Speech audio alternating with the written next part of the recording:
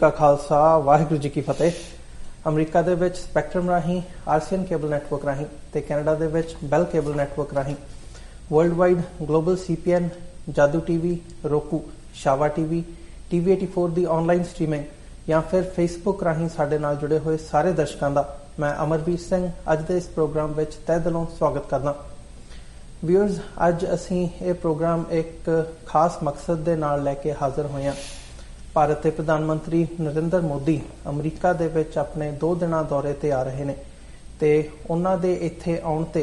इत्थों दीयां जिहड़ियां पंथक जथेबंदियां हैगियां ने अमरीका दीयां गुरुद्वारा कमेटियां ने उन्हां वल्लों रल के एक पंजाब इंडिपेंडेंस रैली का आयोजन किया गया, जिथे कि 26 जून नूं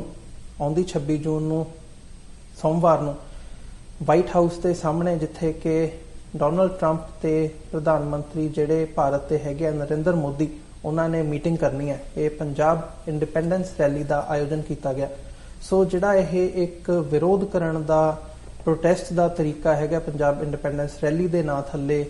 ट्रंप एडमिनिस्ट्रेशन के गल्लां तक कन्नां दे विच आवाज़ पहुंचाउणी ते मोदी एडमिनिस्ट्रेशन का जिहड़ा विरोध करना इहदे कारण की ने, सिख नुक्ता निगाह तो एक की गल मायने क्यों रखती है ते अज असीं जिथे इत्थे अमरीका दे विच बैठियां ने यह सारियां सिख जथेबंदियां उन्हां दा इस पिछे की कारण है ते की अहमियत है, इस बारे जिहड़ी हैगी है अज असीं विचार चर्चा करांगे। सो अज दी जिहड़ी विचार चर्चा हैगी है इहदे विच साडे नाल खास तौर ते इत्थे स्टूडियो दे विच पहुंचे ने खालिस्तान अफेयर सेंटर के संचालक doctor Amarjit Singh, Sikhs for justice के legal adviser Gurpatwant Singh Pannun, Sikh coordination committee east coast के कोआर्डिनेटर सरदार हिम्मत सिंह ते सिक्स फॉर जस्टिस के जिहड़े इत्थों के न्यूयॉर्क चैप्टर के कोआर्डिनेटर हैगे आ सरदार अवतार सिंह पन्नू। सो ये जिहड़ियां शख्सियतां ने अज इत्थे साडे नाल स्टूडियो दे विच खास तौर ते इस डिस्कशन दे विच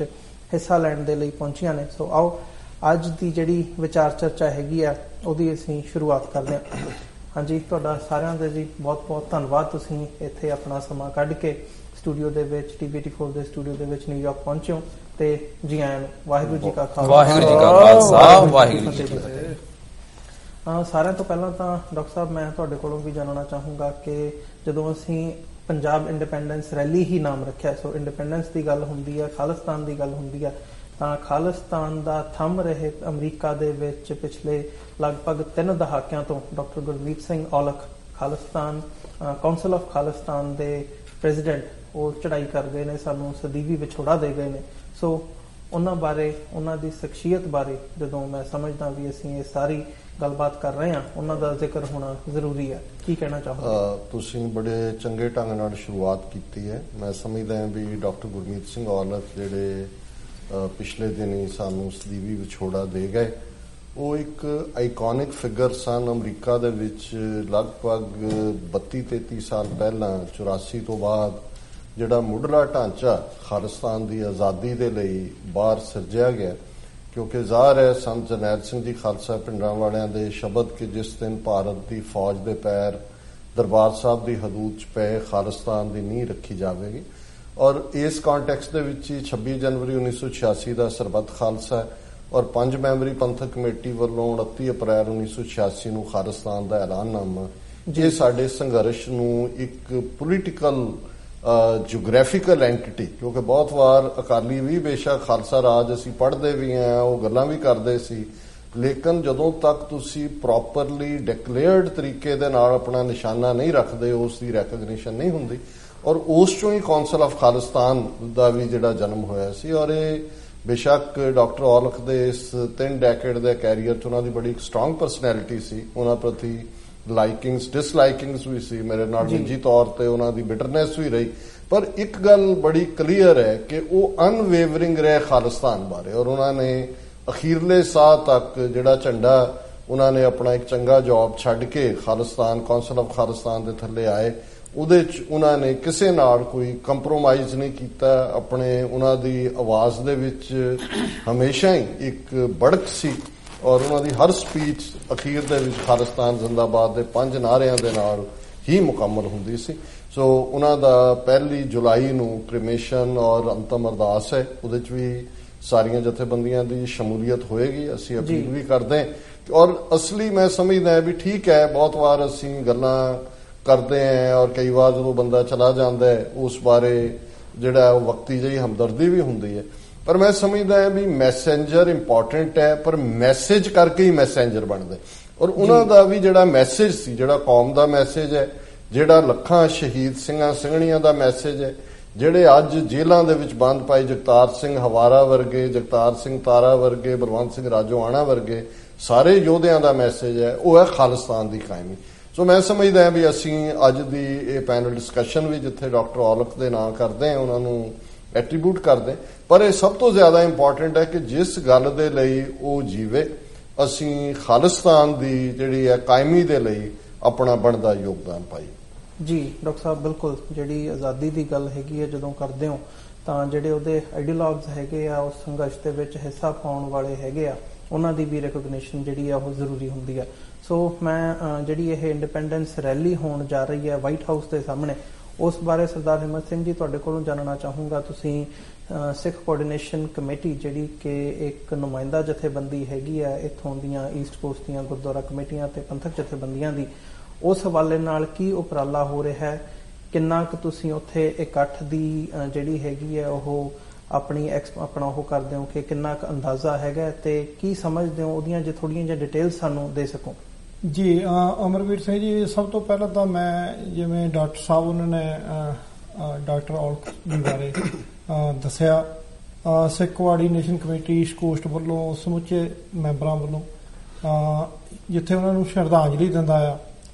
ਉੱਥੇ ਸਤਿਗੁਰਾਂ ਦੇ ਚਰਨਾਂ ਦੇ ਵਿੱਚ ਅਰਦਾਸ ਕਰਦੇ ਆ ਕਿ ਉਹਨਾਂ ਨੂੰ ਆਪਣੀ ਜਿਹੜੀ ਚਰਨਾਂ ਵਿੱਚ ਉਹਨਾਂ ਦੀ ਰੂਹ ਨੂੰ ਨਿਵਾਸ ਬਖਸ਼ਣ। ਸੋ ਡਾਕਟਰ ਸਾਹਿਬ ਦੀ ਜਿਹੜੀ ਘਾਲਣਾ ਸੀ, ਉਹ ਉਹਨਾਂ ਦਾ ਜਿਹੜਾ ਇਤਿਹਾਸ ਆ ਉਹ ਸੁਨਹਿਰੀ ਅੱਖਰਾਂ ਦੇ ਵਿੱਚ ਜਿੰਨੀ ਵੀ ਲੜਾਈ ਉਹਨਾਂ ਨੇ ਲੜੀ ਆ ਉਹ ਲਿਖਿਆ ਜਾਏਗਾ। ਉਹ ਉਹਨਾਂ ਨੇ ਆਖਰੀ ਦਮ ਤੱਕ ਖਾਲਿਸਤਾਨ ਦੀ ਲੜਾਈ ਵਾਸਤੇ ਲੜੇ ਆ, ਉਹਨਾਂ ਨੇ ਗੋਡੇ ਨਹੀਂ ਟੇਕੇ। ਸੋ ਦੂਜੀ ਬੇਨਤੀ ਜਿਹੜੀ ਆਪ ਜੀ ਨੇ ਸਵਾਲ ਕੁਐਸਚਨ ਕੀਤਾ ਆ, ਜਿਹੜੀ 26 ਤਰੀਕ ਨੂੰ ਇੰਡੀਪੈਂਡੈਂਸ ਰੈਲੀ ਜਿਹੜੀ ਆ ਵਾਈਟ ਹਾਊਸ ਦੇ ਅੱਗੇ ਕੀਤੀ ਜਾ ਰਹੀ ਆ, ਉਹਦੇ ਵਿੱਚ ਜਿਹੜਾ ਸਮੁੱਚਾ ਭਾਈਚਾਰਾ ਹੈ ਨਾਰਥ ਈਸਟ ਕੋਸਟ ਦਾ ਸਿੱਖ ਭਾਈਚਾਰਾ, ਉਹ ਪੂਰੇ ਜਾਹੋ ਜਲਾਲ ਦੇ ਨਾਲ ਆਪਣੀਆਂ ਤਿਆਰੀਆਂ ਉਹਨਾਂ ਨੇ ਆਰੰਭੀਆਂ ਹੋਈਆਂ।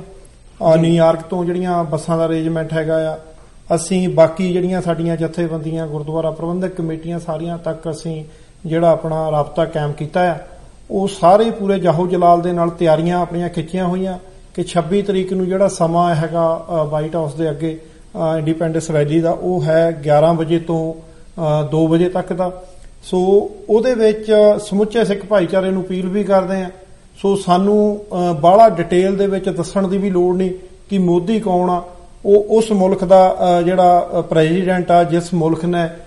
ਘੱਟ ਗਿਣਤੀਆਂ ਦੇ ਉੱਤੇ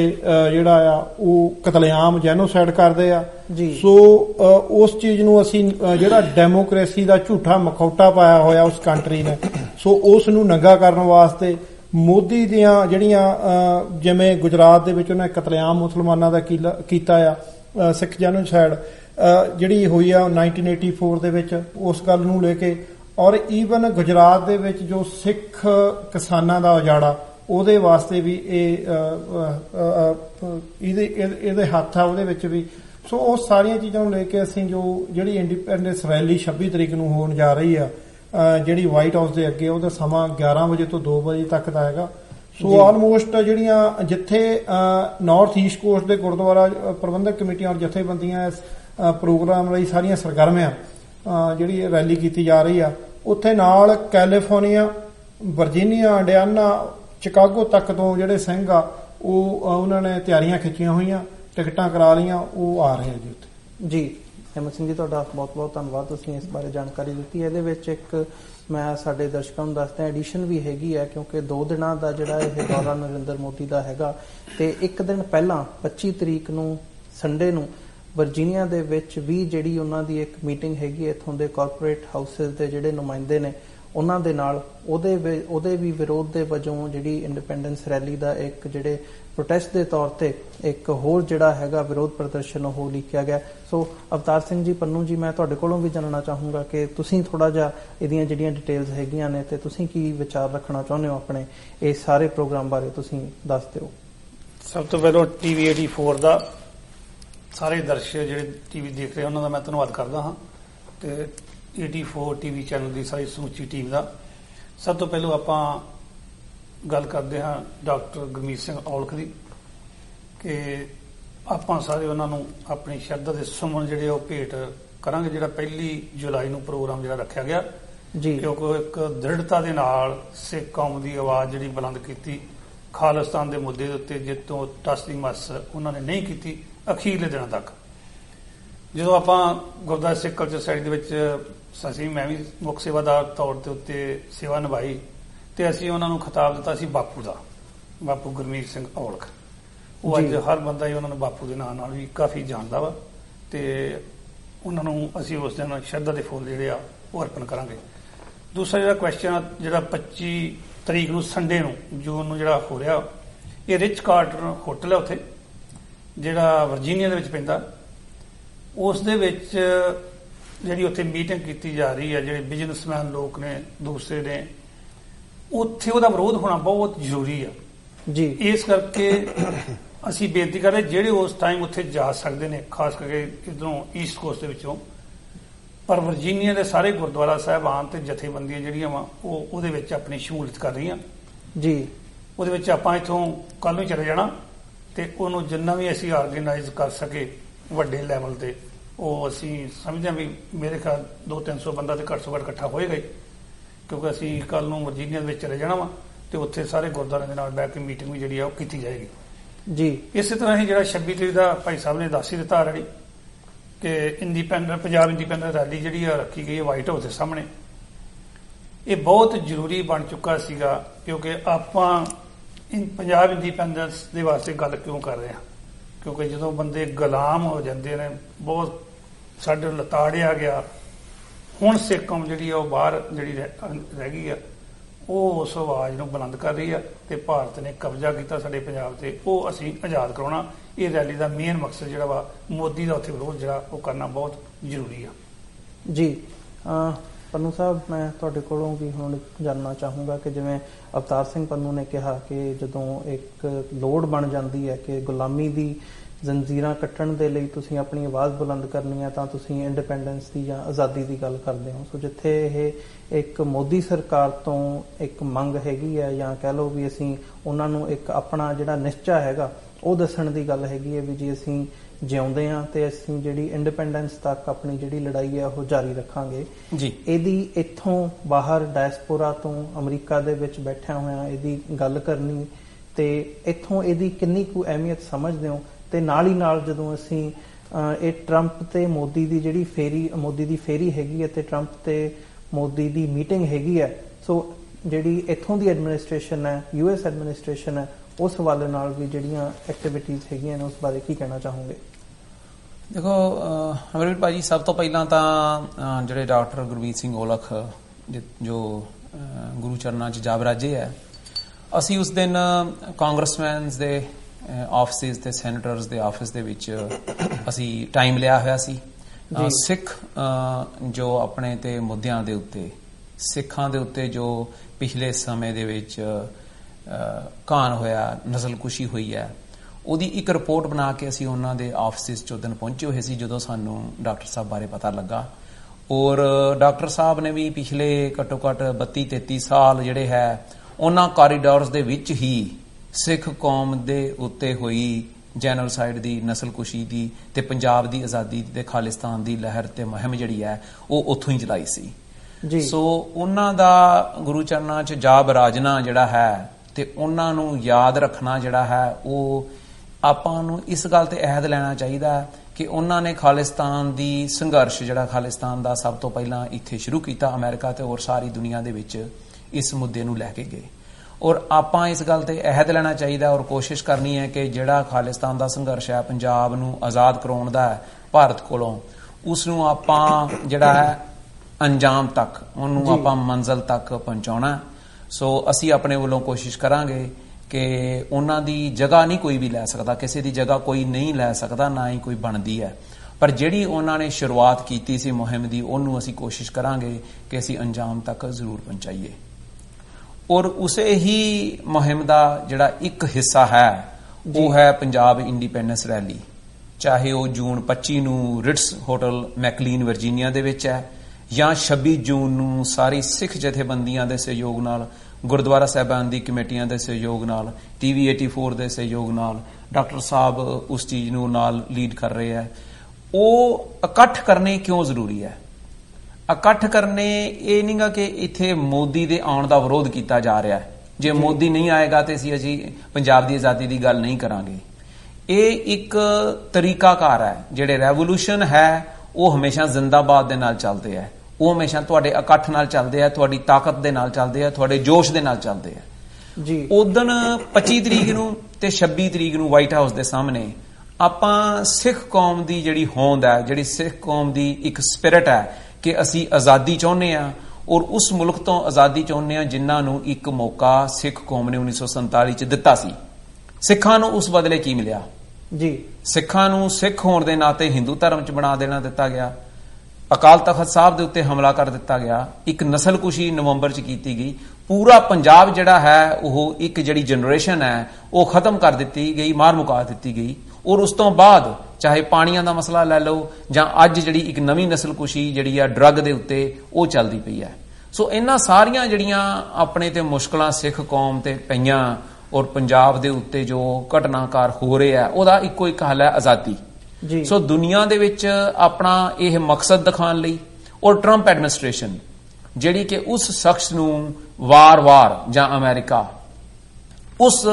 ਰਾਜਨੀਤਿਕ ਬੁੱਚਰ ਨੂੰ ਜਿਹਨੂੰ ਆਪਾਂ ਕਹਾਂਗੇ ਕਿ ਜਿਨੇ ਆਪਣੇ ਹੱਥੀਂ ਜਿਹੜੇ ਘੱਟ ਗਿਣਤੀਆਂ ਵਾਲਿਆਂ ਦਾ ਘਾਣ ਕੀਤਾ ਉਸ ਨੂੰ 10 ਸਾਲ ਪਹਿਲਾਂ ਇੱਥੇ ਨਾ ਆਣ ਦੇਣਾ, ਸਿਰਫ ਪ੍ਰਾਈਮ ਮਿਨਿਸਟਰ ਉਹਦੇ ਬਣ ਜਾਣ ਤੇ ਉਹਨੂੰ ਲਗਾਤਾਰ ਵਾਈਟ ਹਾਊਸ 'ਚ ਬੁਲਾਉਣਾ, ਸਨਮਾਨਿਤ ਕਰਨਾ, ਇਹ ਟਰੰਪ ਐਡਮਿਨਿਸਟ੍ਰੇਸ਼ਨ ਔਰ ਅਮਰੀਕਾ ਨੂੰ ਵੀ ਇੱਕ ਸਾਡਾ ਫਰਜ਼ ਬਣਦਾ ਹੈ ਐਜ਼ ਏ ਅਮਰੀਕਨ ਕਿ ਇਹ ਤੁਹਾਡੀ ਅਮਰੀਕਨ ਵੈਲਿਊਜ਼ ਦੇ ਨਾਲ ਮੇਲ ਨਹੀਂ ਖਾਂਦਾ। ਜੇ ਇਕਨੋਮਿਕਲੀ ਜੇ ਤੁਸੀਂ ਉਹਨਾਂ ਨਾਲ ਬਿਜ਼ਨਸ ਕਰਨਾ ਹੈ ਤੇ ਉਹ ਬਿਜ਼ਨਸ ਜ਼ਰੂਰ ਕੀਤਾ ਜਾ ਸਕਦਾ, ਸਾਰੇ ਮੁਲਕ ਚਾਹੁੰਦੇ ਆ ਵੀ ਉਹ ਤਰੱਕੀ ਹੋਵੇ, ਪਰ ਜਿਹੜਾ ਬਿਜ਼ਨਸ ਹੈ ਉਹ ਐਟਲੀਸਟ ਸਿੱਖ ਕੌਮ ਦੇ ਖੂਨ ਤੇ ਜਾਂ ਘੱਟ ਗਿਣਤੀਆਂ ਦੇ ਖੂਨ ਦੇ ਬਦਲੇ ਦੇ ਨਾਲ ਨਹੀਂ ਕੀਤਾ ਜਾ ਸਕਦਾ। ਸੋ ਇਹ ਮੁੱਖ ਕਾਰਨ ਹੈ ਕਿ ਜੂਨ 25 ਨੂੰ ਰਿਟਸ ਮੈਕਲੀਨ ਵਰਜੀਨੀਆ 'ਚ ਤੇ 26 ਨੂੰ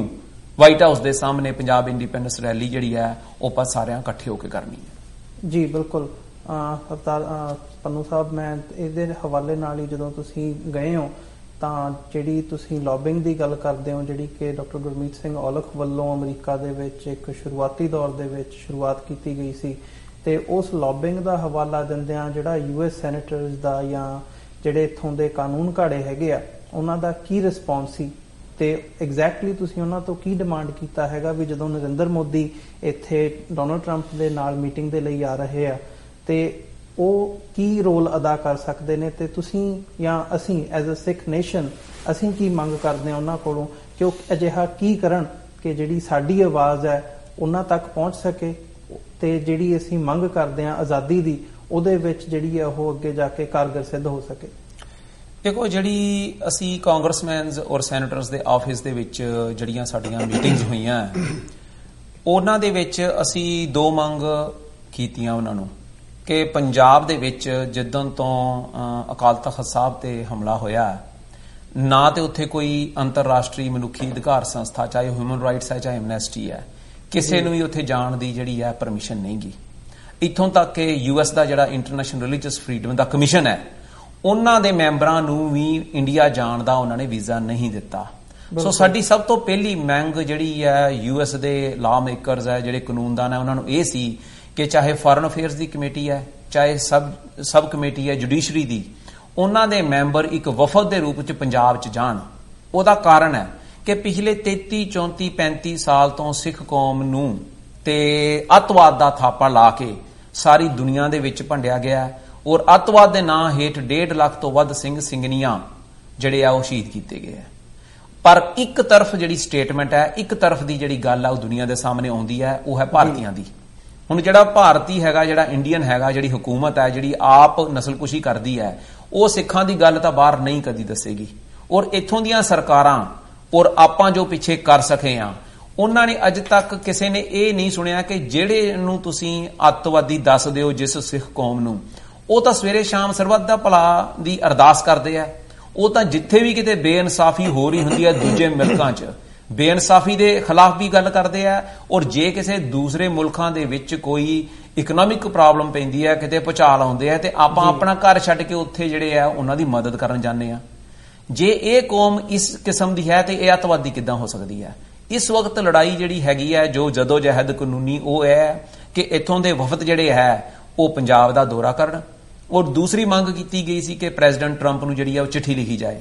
ਕਿ ਮੋਦੀ ਦੇ ਆਉਣ ਤੇ ਉਸ ਤੋਂ ਇਹ ਸਵਾਲ ਪੁੱਛੇ ਜਾਣ ਕਿ ਭਾਰਤ ਦਾ ਜਿਹੜਾ ਸੰਵਿਧਾਨ ਹੈ ਉਹ ਆਰਟੀਕਲ 25 ਉਹ ਸਿੱਖ ਧਰਮ ਨੂੰ ਹਿੰਦੂ ਧਰਮ ਦਾ ਹਿੱਸਾ ਕਿਉਂ ਦੱਸਦਾ, ਧਾਰਮਿਕ ਆਜ਼ਾਦੀ ਕਿਉਂ ਨਹੀਂ ਦਿੱਤੀ ਜਾਂਦੀ। ਜੇ ਧਾਰਮਿਕ ਆਜ਼ਾਦੀ ਨਹੀਂ ਦਿੱਤੀ ਜਾਂਦੀ ਔਰ ਧਾਰਮਿਕ ਆਜ਼ਾਦੀ ਵਾਸਤੇ ਜਿਹੜੇ ਸੰਘਰਸ਼ਸ਼ੀਲ ਯੋਧੇ ਆ ਉਹ ਗੱਲ ਕਰਦੇ ਤੇ ਉਹਨਾਂ ਨੂੰ ਅੱਤਵਾਦ ਦਾ ਨਾਮ ਦੇ ਕੇ ਮਾਰ ਦਿੱਤਾ ਜਾਂਦਾ ਹੈ। ਸੋ ਇਹ ਦੋ ਮੁੱਖ ਕਾਰਨਾਂ ਕਰਕੇ ਅਸੀਂ ਕਾਫੀ ਸੈਨੇਟਰਸ ਤੇ ਕਾਂਗਰਸਮੈਨਸ ਦੇ ਜਿਹੜੇ ਮੈਂਬਰਸ ਹੈ ਔਰ ਸਟਾਫ ਮੈਂਬਰਸ ਹੈ ਉਹਨਾਂ ਨੂੰ ਉੱਥੇ ਮਿਲੇ ਤੇ ਉਹਨਾਂ ਨੂੰ ਆਪਣੀ ਮੰਗ ਦਿੱਤੀ। ਉਹਨਾਂ ਦਾ ਰਿਸਪੌਂਸ ਪੋਜ਼ਿਟਿਵ ਸੀਗਾ ਇਸ ਸਾਰੇ ਪਾਰਟ ਦੇ ਉੱਪਰ, ਜਾਂ ਉਹਨਾਂ ਨੇ ਤੁਹਾਨੂੰ ਕੋਈ ਹੋਰ ਵੀ ਜਿਹੜੀ ਹੈ ਉਹ ਅੱਗੇ ਤਾਕੀਦ ਕੀਤੀ ਹੈ? ਦੇਖੋ, ਹਰ ਜਗ੍ਹਾ ਦੇ ਉੱਤੇ ਜਦੋਂ ਅਸੀਂ ਪਹੁੰਚੇ ਹਾਂ ਤੇ ਮੋਸਟਲੀ ਜਿਹੜੀ ਮੀਟਿੰਗਸ ਸੀਗੀਆਂ ਉਹਨਾਂ ਦੇ ਵਿੱਚ ਉਹਨਾਂ ਦੇ ਜਿਹੜੇ ਲੈਜਿਸਲੇਟਿਵ ਡਾਇਰੈਕਟਰਸ ਹੁੰਦੇ ਆ, ਮੋਸਟਲੀ ਵਕੀਲ ਹੁੰਦੇ ਆ, ਜਿਨ੍ਹਾਂ ਨੂੰ ਤਕਰੀਬਨ ਜੇ ਆਪਾਂ ਕਹਿ ਲਈਏ ਜੇ ਅਸੀਂ 25 ਤੋਂ 30 ਮੀਟਿੰਗਾਂ ਕੀਤੀਆਂ ਤੇ 50% ਨੂੰ ਇਹ ਗੱਲ ਦਾ ਇਲਮ ਸੀਗਾ ਕਿ ਸਿੱਖਾਂ ਦਾ ਇੰਡੀਆ ਦੇ ਨਾਲ ਕੋਈ ਇਸ਼ੂ ਹੈ। ਪਰ ਜੇ ਆਪਾਂ ਇਹ ਕਹੀਏ ਵੀ ਉਹਨਾਂ ਨੂੰ ਸਾਰਾ ਇਸ਼ੂ ਪਤਾ, ਉਹਨਾਂ ਨੂੰ ਇਹ ਵੀ ਪਤਾ ਵੀ ਭਾਰਤ ਸੰਵਿਧਾਨ ਕੀ ਕਹਿੰਦਾ, ਇਦਾਂ ਦੀ ਉਹਨਾਂ ਨੂੰ ਇਨਫੋਰਮੇਸ਼ਨ ਸੀ ਨਹੀਂ, ਕਿਉਂਕਿ ਲੰਬੇ ਸਮੇਂ ਤੋਂ ਉਹਦੇ ਕਈ ਕਾਰਨ ਹੈਗੇ ਆ। ਕਿਉਂਕਿ ਲਗਾਤਾਰ ਤਾਂ ਚਾਹੇ ਉਹ ਕਾਂਗਰਸਮੈਨ ਹੈ ਜਾਂ ਸੈਨੇਟਰ ਹੈ 1984 ਤੋਂ ਬੈਠੇ ਨਹੀਂ ਹੋਏ, ਇਦਾਂ ਹੀ ਉਹਨਾਂ ਦੇ ਸਟਾਫ ਮੈਂਬਰਸ ਨਹੀਂ ਬੈਠੇ ਹੋਏ। ਸੋ ਲੰਬੇ ਸਮੇਂ ਤੋਂ ਸਿੱਖ ਸੰਸਥਾਵਾਂ ਨੇ ਕੋਸ਼ਿਸ਼ ਕੀਤੀ ਹੈ, ਲੌਬਿੰਗ ਕੀਤੀ ਹੈ, ਪਰ ਇਹਦੇ ਤੇ ਜਿਸ ਤਰੀਕੇ ਨਾਲ ਹੁਣ ਅਸੀਂ ਕੋਸ਼ਿਸ਼ ਕਰ ਰਹੇ ਹਾਂ ਆਪਾਂ ਸਾਰੇ ਸਹਿਮਤੀ ਦੇ ਨਾਲ ਕਿ ਆਪਾਂ ਪੰਜਾਬ ਦੇ ਵਿੱਚ ਇੱਕ ਨਾਨ ਬਾਈਂਡਿੰਗ ਰੈਫਰੈਂਡਮ ਕਰਾਉਣਾ। ਰੈਫਰੈਂਡਮ ਕਰਵਾ ਕੇ ਅਗਲਾ ਪੜਾਅ ਜਿਹੜਾ ਹੋਏਗਾ ਉਹ ਲੌਬਿੰਗ ਦਾ ਹੋਏਗਾ ਕਿ ਤੁਸੀਂ ਇਸ ਗੱਲ ਦਾ ਸਾਥ ਦਿਓ, ਜਿਵੇਂ ਦੂਸਰੀ ਕੌਮਾਂ ਦੇ ਕੋਲ ਹੱਕ ਹੈ ਆਜ਼ਾਦੀ ਦਾ, ਸਿੱਖ ਕੌਮ ਕੋਲ ਹੱਕ ਹੋਣਾ ਚਾਹੀਦਾ UN ਚਾਰਟਰਸ ਦੇ ਥੱਲੇ, ਜਿਹੜਾ ਕਹਿੰਦਾ ਕਿ all people have a right to self determination. So ਉਹਨਾਂ ਨੇ ਇਸ ਗੱਲ ਦਾ ਸਾਨੂੰ ਵਿਸ਼ਵਾਸ ਦਿਵਾਇਆ ਕਿ ਤੁਸੀਂ ਸਾਨੂੰ ਆਪਣੀਆਂ ਰਿਪੋਰਟਾਂ ਦਿੰਦੇ ਰਹੋ। ਔਰ ਰਿਪੋਰਟਾਂ ਦੇ ਨਾਲ ਜਿਹੜੀ ਇੱਕ ਮੇਨ ਗੱਲ ਸਾਹਮਣੇ ਆਈ ਹੈ ਕਿ 6-7 ਲੱਖ ਸਿੱਖ ਜਿਹੜੇ ਹੈ ਉਹ ਇਸ ਵਕਤ ਪੂਰੇ ਅਮਰੀਕਾ 'ਚ ਵੱਸਦੇ ਹੈ, ਔਰ ਕਈ ਸੀਟਾਂ ਚਾਹੇ ਉਹ ਕਾਂਗਰਸਮੈਨਾਂ ਦੀਆਂ, ਸੈਨੇਟਰਸ ਦੀਆਂ, ਤਾਂ ਹੋ ਸਕਦਾ ਤੁਸੀਂ ਨਾ ਫਰਕ ਪਾ ਸਕੀਏ, ਪਰ ਆਪਾਂ ਨੂੰ ਇਹ ਇੰਟਰਨਲ ਗ੍ਰਾਸ ਰੂਟ ਲੈਵਲ ਦੇ ਉੱਤੇ ਸਿੱਖ ਮੁੱਦਿਆਂ ਦੇ ਉੱਤੇ, ਰਾਜਨੀਤੀ ਦੇ ਉੱਤੇ ਨਹੀਂ, ਸਿੱਖ ਮੁੱਦਿਆਂ ਦੇ ਉੱਤੇ ਆਪਾਂ ਨੂੰ ਕੋਈ ਘੱਟੋ ਘੱਟ 15-20 ਸੀਟਾਂ ਇਹੋ ਜਿਹੀਆਂ ਲੈਣੀਆਂ ਪੈਣੀਆਂ ਜਿੱਥੇ ਆਪਾਂ ਲੌਬੀ ਕਰ ਸਕੀਏ। ਜੀ ਬਿਲਕੁਲ, ਪੰਨੂ ਸਾਹਿਬ ਤੁਹਾਡੀ ਗੱਲ ਦੇ ਨਾਲ ਅਸੀਂ ਵੀ ਤੇ ਕਿਤੇ ਨਾ ਕਿਤੇ ਜਿਹੜੇ ਸਾਡੇ ਦਰਸ਼ਕ ਆ ਉਹ ਵੀ ਸਹਿਮਤ ਹੋਣਗੇ ਕਿ ਜਦੋਂ ਅਸੀਂ ਇਹ ਸਾਰੀਆਂ ਗੱਲਾਂ ਕਰਦੇ ਹਾਂ, ਹਿਊਮਨ ਰਾਈਟਸ ਵਾਇਲੇਸ਼ਨ ਦੀਆਂ ਗੱਲਾਂ ਕਰਦੇ ਹਾਂ, ਤਾਂ ਉਹਦੇ ਵਿੱਚ ਜਿਹੜੀ ਇੱਕ ਪਰਸਪੈਕਟਿਵ ਦੀ ਗੱਲ ਹੁੰਦੀ ਹੈ, ਸਿੱਖ ਨੁਕਤਾ ਨਿਗਾਹ ਤੋਂ ਗੱਲ ਬਾਹਰ ਆਉਣੀ, ਸਾਹਮਣੇ ਆਉਣੀ ਬਹੁਤ ਜ਼ਰੂਰੀ ਹੈ, ਜਿਹੜੀ ਕਿ ਤੁਸੀਂ ਡਿਮਾਂਡ ਕੀਤੀ ਹੈ ਇੱਥੋਂ ਦੇ ਕਾਨੂੰਨ ਘਾੜਿਆਂ ਤੋਂ। ਸੋ ਉਮੀਦ ਕਰਦੇ ਹਾਂ ਕਿ ਆਉਣ ਵਾਲੇ ਸਮੇਂ ਦੇ ਵਿੱਚ ਕੋਈ ਜਿਹੜਾ ਪੋਜ਼ਿਟਿਵ ਐਂਗਲ ਹੈਗਾ, ਪੋਜ਼ਿਟਿਵ ਸਟੈਪ ਹੈਗਾ ਇੱਥੋਂ ਦੀ ਐਡਮਿਨਿਸਟ੍ਰੇਸ਼ਨ ਤੋਂ, ਉਹ ਜ਼ਰੂਰ ਦੇਖਣ ਨੂੰ ਮਿਲੂਗਾ। ਸਾਡਾ ਜਿਹੜਾ ਹੁਣ ਸਮਾਂ ਹੈਗਾ ਉਹ ਇਸ ਸੈਗਮੈਂਟ ਦਾ ਸਮਾਪਤੀ ਦੇ ਵੱਲ ਜਾ ਰਿਹਾ ਤੇ ਵਿਊਅਰਸ, ਇਸੇ ਦੇ ਨਾਲ ਜਿਹੜੀ ਸਾਡੀ ਵਿਚਾਰ ਚਰਚਾ ਹੈਗੀ ਹੈ ਉਹ ਅਸੀਂ ਅਗਲੇ ਸੈਗਮੈਂਟ ਦੇ ਵਿੱਚ ਇਸੇ ਤਰ੍ਹਾਂ ਜਾਰੀ ਰੱਖਾਂਗੇ। ਅਸੀਂ ਮਿਲਦੇ ਹਾਂ ਇੱਕ ਛੋਟੇ ਜਿਹੇ ਬ੍ਰੇਕ ਤੋਂ ਬਾਅਦ।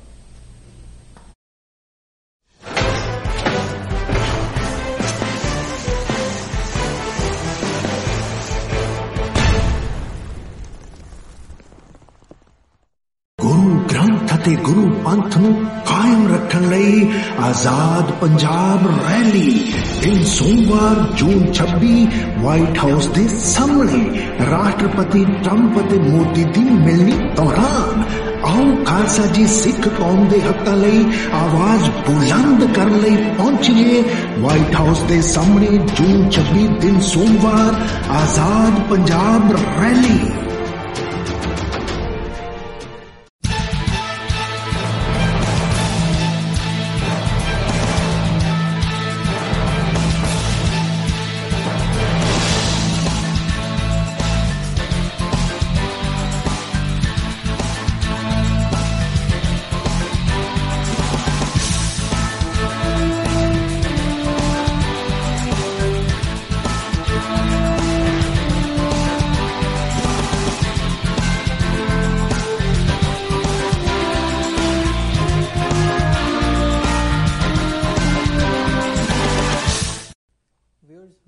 ਤੁਹਾਡਾ ਸਵਾਗਤ ਹੈ। ਆਓ ਜਿਹੜੇ ਸਾਡੇ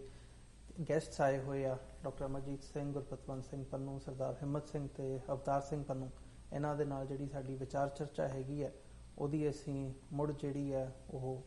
ਅੱਗੇ ਉਹਨੂੰ ਤੋਰਦੇ ਹਾਂ। ਡਾਕਟਰ ਸਾਹਿਬ ਮੈਂ ਤੁਹਾਡੇ ਵੱਲ ਆਉਣਾ ਚਾਹੂੰਗਾ ਹੁਣ ਜਿਹੜੀ ਇਹ ਮੋਦੀ ਦੀ ਇੱਥੇ ਫੇਰੀ ਹੈਗੀ ਹੈ, ਸੋ ਓਬਵੀਅਸਲੀ ਇਹ ਇੱਕ ਡਿਪਲੋਮੈਟਿਕ ਤਰੀਕਾ ਹੁੰਦਾ, ਤੁਸੀਂ ਵਪਾਰ ਦੇ ਹਵਾਲੇ ਨਾਲ ਕਹਿ ਲਓ ਜਾਂ ਆਪਣੀਆਂ ਰਿਲੇਸ਼ਨਸ ਨੂੰ ਬਿਲਡ ਕਰਨ ਦੇ ਹਵਾਲੇ ਨਾਲ ਤੁਸੀਂ ਵੱਖੋ ਵੱਖਰੇ ਤਰੀਕਿਆਂ ਦੇ ਨਾਲ ਤੇ ਜਾ ਕੇ ਜਿਹੜਾ ਨਰਿੰਦਰ ਮੋਦੀ ਦੀ ਇਹ ਇੱਕ ਜਦੋਂ ਦੇ ਪ੍ਰਧਾਨ ਮੰਤਰੀ ਬਣੇ ਆ ਉਹ ਕਾਫੀ ਦੌਰਿਆਂ ਤੇ ਵੀ ਰਹੇ ਆ। ਸੋ ਪਹਿਲਾਂ ਅਮਰੀਕਾ ਦੇ ਪ੍ਰਧਾਨ ਬਰਾਕ ਓਬਾਮਾ ਸੀਗੇ, ਹੁਣ ਡੋਨਲਡ ਟਰੰਪ ਨੇ। ਡੋਨਲਡ ਟਰੰਪ ਦੇ ਆਉਣ ਦੇ ਨਾਲ ਕਾਫੀ ਚੇਂਜਸ ਵੀ ਆਈਆਂ ਨੇ ਇੱਥੇ, ਈਵਨ ਇੰਡੀਆ ਦੇ ਹਵਾਲੇ ਨਾਲ, ਭਾਵੇਂ ਉਹ H1B ਵੀਜ਼ਾਸ ਦਾ ਇਸ਼ੂਜ਼ ਹੋਵੇ ਜਾਂ ਹੋਰ ਜਿਹੜੇ ਇਸ਼ੂਜ਼ ਹੈਗੇ ਆ ਉਹਨਾਂ ਤੇ ਜਿਹੜੀਆਂ ਰਿਲੇਸ਼ਨਸ ਨੇ ਬਾਇਲੈਟਰਲ ਟਾਈਜ਼ ਨੇ ਉਹਨਾਂ ਦੇ ਵਿੱਚ ਵੀ ਕਿਤੇ ਨਾ ਕਿਤੇ ਜਿਹੜਾ ਹੈਗਾ ਉਹ ਖਟਾਸ ਦੇਖਣ ਨੂੰ ਮਿਲੀ ਆ। ਸੋ ਤੁਸੀਂ ਕੀ ਐਕਸਪੈਕਟ ਕਰਦੇ ਹੋ